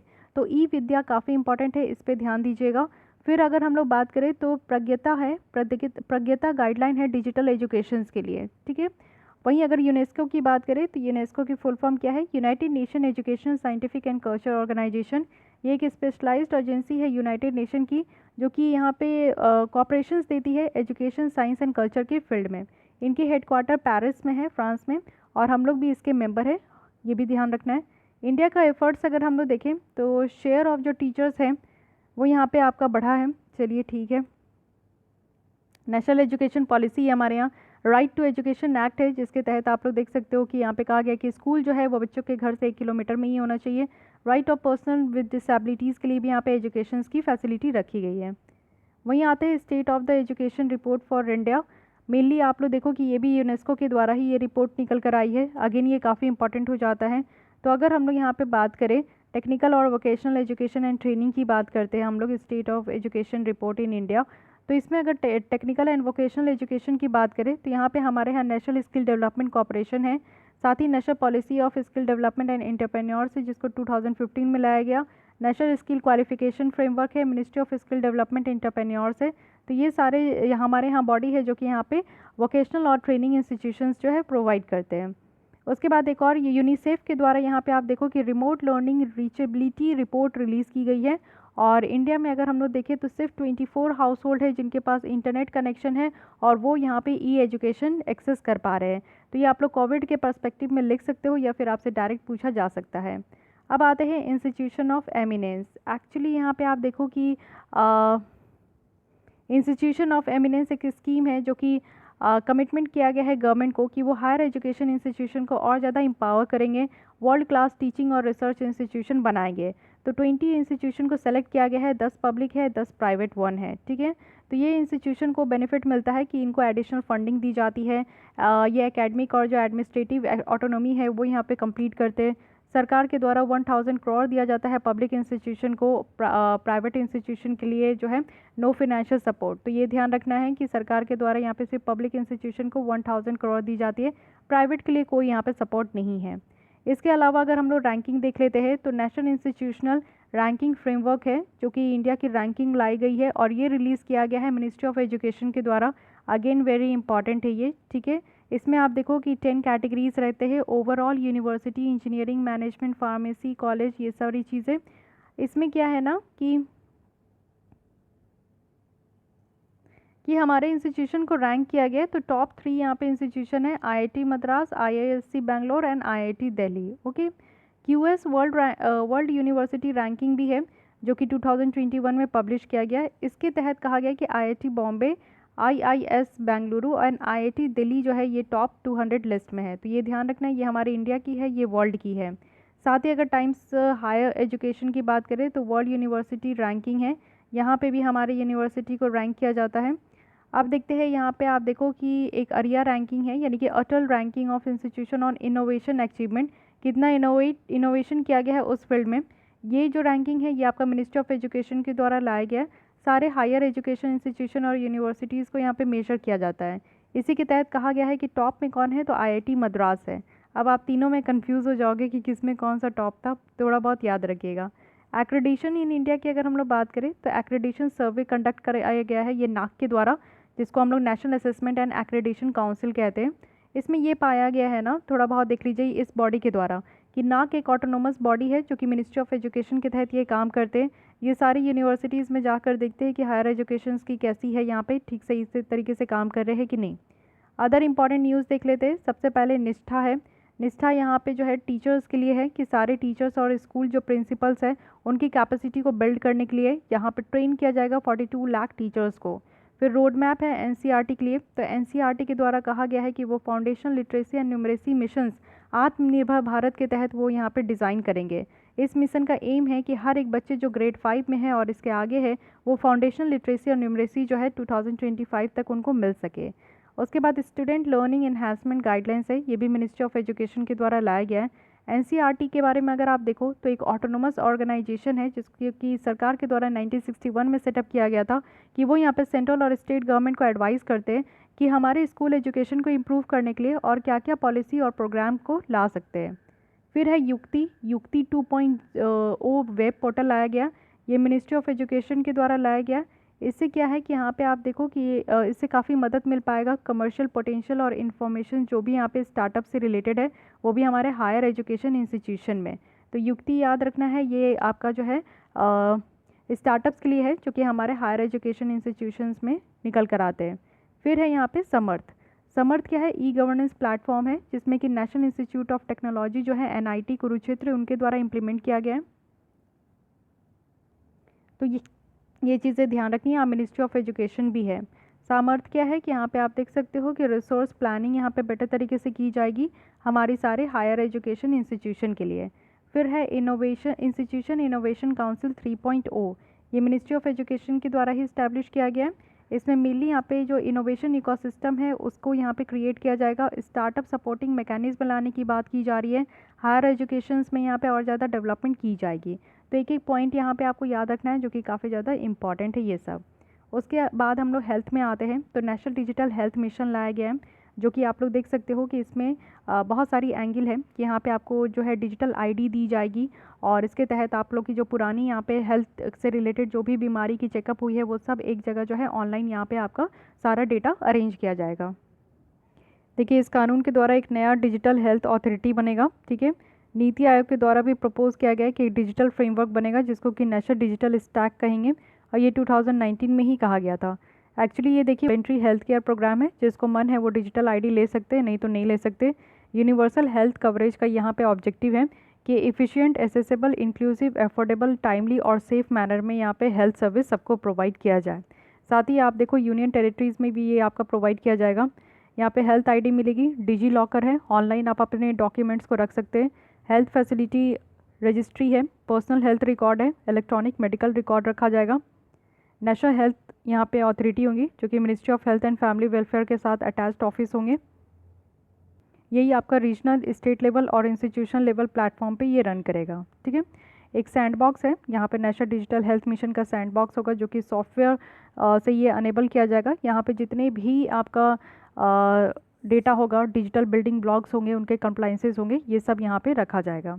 उसी के साथ आप देखो ई संजीवनी प्लेटफॉर्म भी है जो कि 2 type of telemedicine service provide कर रहे हैं, एक तो है डॉक्टर, एक है पेशेंट डॉक्टर। ई हॉस्पिटल है, ऑनलाइन यहाँ पे आपको कंसल्ट मिलेगा। मेरा अस्पताल है, ये पेशेंट फीडबैक सिस्टम है। ये ई सुश्रुत है, एक हॉस्पिटल मैनेजमेंट इन्फॉर्मेशन है जो कि सीडैक के द्वारा बनाया गया। ई विन है, यानी कि हमारे यहाँ डेवलप्ड टेक्नोलॉजी सिस्टम है इंडिया में जो कि जो वैक्सीन स्टॉक है उसको डिजिटाइज और मॉनिटर किया जाएगा। नेशनल हेल्थ पोर्टल भी है, यहाँ पे सिंगल पॉइंट एसेस है और हेल्थ डेटा मैनेजमेंट जो पॉलिसी है वो बन रहा है अभी। कोविड-19 और मेंटल हेल्थ की अगर हम लोग देखें तो मेंटल हेल्थ प्रॉब्लम बहुत निकल कर आया। क्या क्या इनिशिएटिव लिया गया? WHO के द्वारा यहाँ पे जो डिपार्टमेंट ऑफ मेंटल हेल्थ और सब्सटेंस यूज़ है वो यहाँ पे निकल कर आए। WHO के द्वारा यहाँ पे माइंडिंग आवर माइंड्स ड्यूरिंग कोविड-19 ये गाइडलाइन लाया गया। एक मनोदर्पण है, यानी कि ये मिनिस्ट्री ऑफ एजुकेशन के द्वारा इनिशिएटिव था, आत्मनिर्भर भारत अभियान का एक पार्ट है जिसमें कि साइकोलॉजिकल सपोर्ट और काउंसलिंग प्रोवाइड करने की बात की गई है उन सबको, चाहे वो स्टूडेंट हो, टीचर हो, फैमिली हो, जो कि मेंटल हेल्थ से गुजर रहे हैं। तो मनोदर्पण याद रखना है। उसके बाद किरण याद रखना है जो कि ministry of social justice and empowerment के तहत है। 24/7 toll free mental health rehabilitation helpline है। उसके बाद अगर हम लोग देखें तो national health mental health programme भी लाया गया है, ये हमारे कब से चल रहे हैं। उसके अलावा राह ऐप है। हाँ, राह ऐप आप देखो national institute of mental health and neuro science है, ये राह ऐप क्रिएट किए। ये मोबाइल एप्लीकेशन है जिसमें कि लोगों को हेल्प मिलेगा कि वो इन्फॉर्मेशन, जैसे साइक्रेटिस्ट हो गए, साइकोलॉजिस्ट है, इन सब के बारे में जो है इन्फॉर्मेशन उनको मिल सके। ड्रग एब्यूज़ की बात करें तो यहाँ पे आप लोग देखो कि ओपियम प्रोड्यूसिंग जो रीजन है, एक गोल्डन क्रिसेंट है जिसमें कि 3 कंट्री आते हैं, ईरान, अफगानिस्तान, पाकिस्तान, ये भी हमारा नेबरिंग है। गोल्डन ट्रायंगल है जिसमें कि 4 कंट्री आते हैं, ये आप देख सकते हो, म्यांमार, लाओस, थाईलैंड और वियतनाम, ये हमारा साउथ एशिया में है। तो यहाँ पे क्या है कि ओपियम का बहुत कल्टिवेशन होता है। तो हमारे यहाँ नशा मुक्त भारत अभियान लाया गया है, जिसमें कि मोस्ट अफेक्टेड जो डिस्ट्रिक्ट है उसको यहाँ पे सही किया जाएगा। ये ड्रग अब्यूज़ से बाहर लाने की बात की जा रही है। साथ ही गोल्डन ट्रायंगल और गोल्डन क्रिसेंट को भी यहाँ पे जो है आप देखो कि किसी तरीके से इसको मैनेज किया जाएगा। तो नशा मुक्त भारत एनुअल एक्शन प्लान है, ये नोडल एजेंसी है ड्रग डिमांड को रिड्यूस करने के लिए। और लीगल फ्रेमवर्क देखें तो 47 आर्टिकल है डीपीएसपी के तहत, जिसमें कि ये स्टेट को कहा गया है कि वो प्रोहिबिशन लगा सकते हैं इस तरीके के अल्कोहल और जो ड्रग्स है उसके कंजप्शन को लेकर। हमारे यहाँ एक एक्ट है नारकोटिक ड्रग्स और साइकोट्रॉपिक सब्सटेंस एक्ट का, जो कि यहाँ पे कंट्रोल करते हैं अगर किसी भी तरीके का नारकोटिक ड्रग और साइकोट्रॉपिक सब्सटेंस से रिलेटेड कोई यहाँ पे इशू है तो इसको देखते हैं। नारकोटिक कंट्रोल ब्यूरो एनसीबी है, जो कि नोडल यहाँ पे ड्रग लॉ इन्फोर्समेंट है। ये सुशांत सिंह का जो केस था उसमें से आपको देखने को मिलेगा कि ये बॉडी न्यूज़ में थी, तो इसके बारे में आपको पता होना चाहिए, ठीक है। मिनिस्ट्री ऑफ सोशल जस्टिस और एम्पावरमेंट के द्वारा भी नेशनल एक्शन प्लान लाया गया है ड्रग डिमांड रिडक्शंस का, तो ये 2025 तक चलेगा, ठीक है। इंडिया किसका 3 यूनाइटेड नेशन कन्वेंशन का सिग्नेटरी है? पहला है single convention on narcotic drug, फिर है कन्वेंशन ऑन साइकोट्रॉपिक सब्सटेंस, फिर है convention against illicit traffic in narcotic drugs and psychotropic substance. तो इसको हम लोग साइन किए हुए हैं, तो ये याद रखना है। साथ ही इंडिया के द्वारा लॉन्च भी किया गया है BIMSTEC conference on combating drug trafficking, तो ये भी एक इंपॉर्टेंट प्लेटफॉर्म है जो कि यहाँ पे हम लोग ड्रग्स को कॉम्बैट करने के लिए यहाँ पे जो बिम्स्टेक की कंट्रीज़ है, ये आपको बताना है कि बिम्स्टेक का हेडक्वार्टर कहाँ है और इसके कौन कौन से मेंबर कंट्रीज़ हैं, ठीक है। एपिडेमिक डिजीज़ बिल यहाँ पे है, तो बिल के बारे में हम लोग नहीं डिस्कस करेंगे। यहाँ पे एपिडेमिक डिजीज़ एक्ट था 1897, इसके बारे में देख लीजिए। ये आपका बना था जब बुबोनिक प्लेग बॉम्बे में आउटकम हुआ था, तब ये कानून बना था। इसमें क्या है कि स्टेट गवर्नमेंट के पास ये पावर है कि वो मेजर्स ले सकते हैं, रेगुलेशन प्रोवाइड कर सकते हैं, जो भी पर्सन ट्रैवल कर रहे हैं उनको लेकर इंस्पेक्शन भी कर सकते हैं, और अगर कोई पर्सन इस एक्ट का वायलेशन करते हैं तो उनके ऊपर पेनल्टी भी लगा सकते हैं। लेकिन इस कानून के तहत डेंजरस, इन्फेक्शस, एपिडेमिक, इन सारे वर्ड्स को डिफाइन नहीं किया गया है, ठीक है। और इसी कानून के तहत जो है स्टेट यहाँ पे लॉकडाउन लगा रहे हैं। आपको बताना है कि नेशनल लेवल पे जो लॉकडाउन लगा था पीएम मोदी के द्वारा, तो वो कौन कानून के तहत जो है वो लॉकडाउन लगाए थे। स्टेट में जो लॉकडाउन लग रहा था वो एपिडेमिक डिजीज़ एक्ट 1897 के तहत लगा था, ठीक है। अभी ये बिल जब आपका एक्ट बनेगा तब इसे हम लोग पढ़ेंगे। कुछ रिपोर्ट है, इसे देख लेते हैं। हेल्थ इन इंडिया रिपोर्ट, ये ministry of statistics and programme implementation के द्वारा रिलीज़ किया गया है। साथ ही टोटल एक्सपेंडिचर बताया गया कि हमारे देश में 1.29% तक हेल्थ के ऊपर सेंटर और स्टेट जो है वो यहाँ पे खर्च करते हैं। नेशनल फैमिली हेल्थ सर्वे 5 है, तो ये आपके मेंस के लिए काफ़ी इंपॉर्टेंट हो जाता है, प्रीलिम्स के लिए कोई इंपॉर्टेंट नहीं है। इंडिया विजन्स है 2035 फॉर PHS, तो नीति आयोग के द्वारा यहाँ पे वाइट पेपर विजन 2035 ये आपका रिलीज़ किया गया है, जो कि है public health surveillance in India.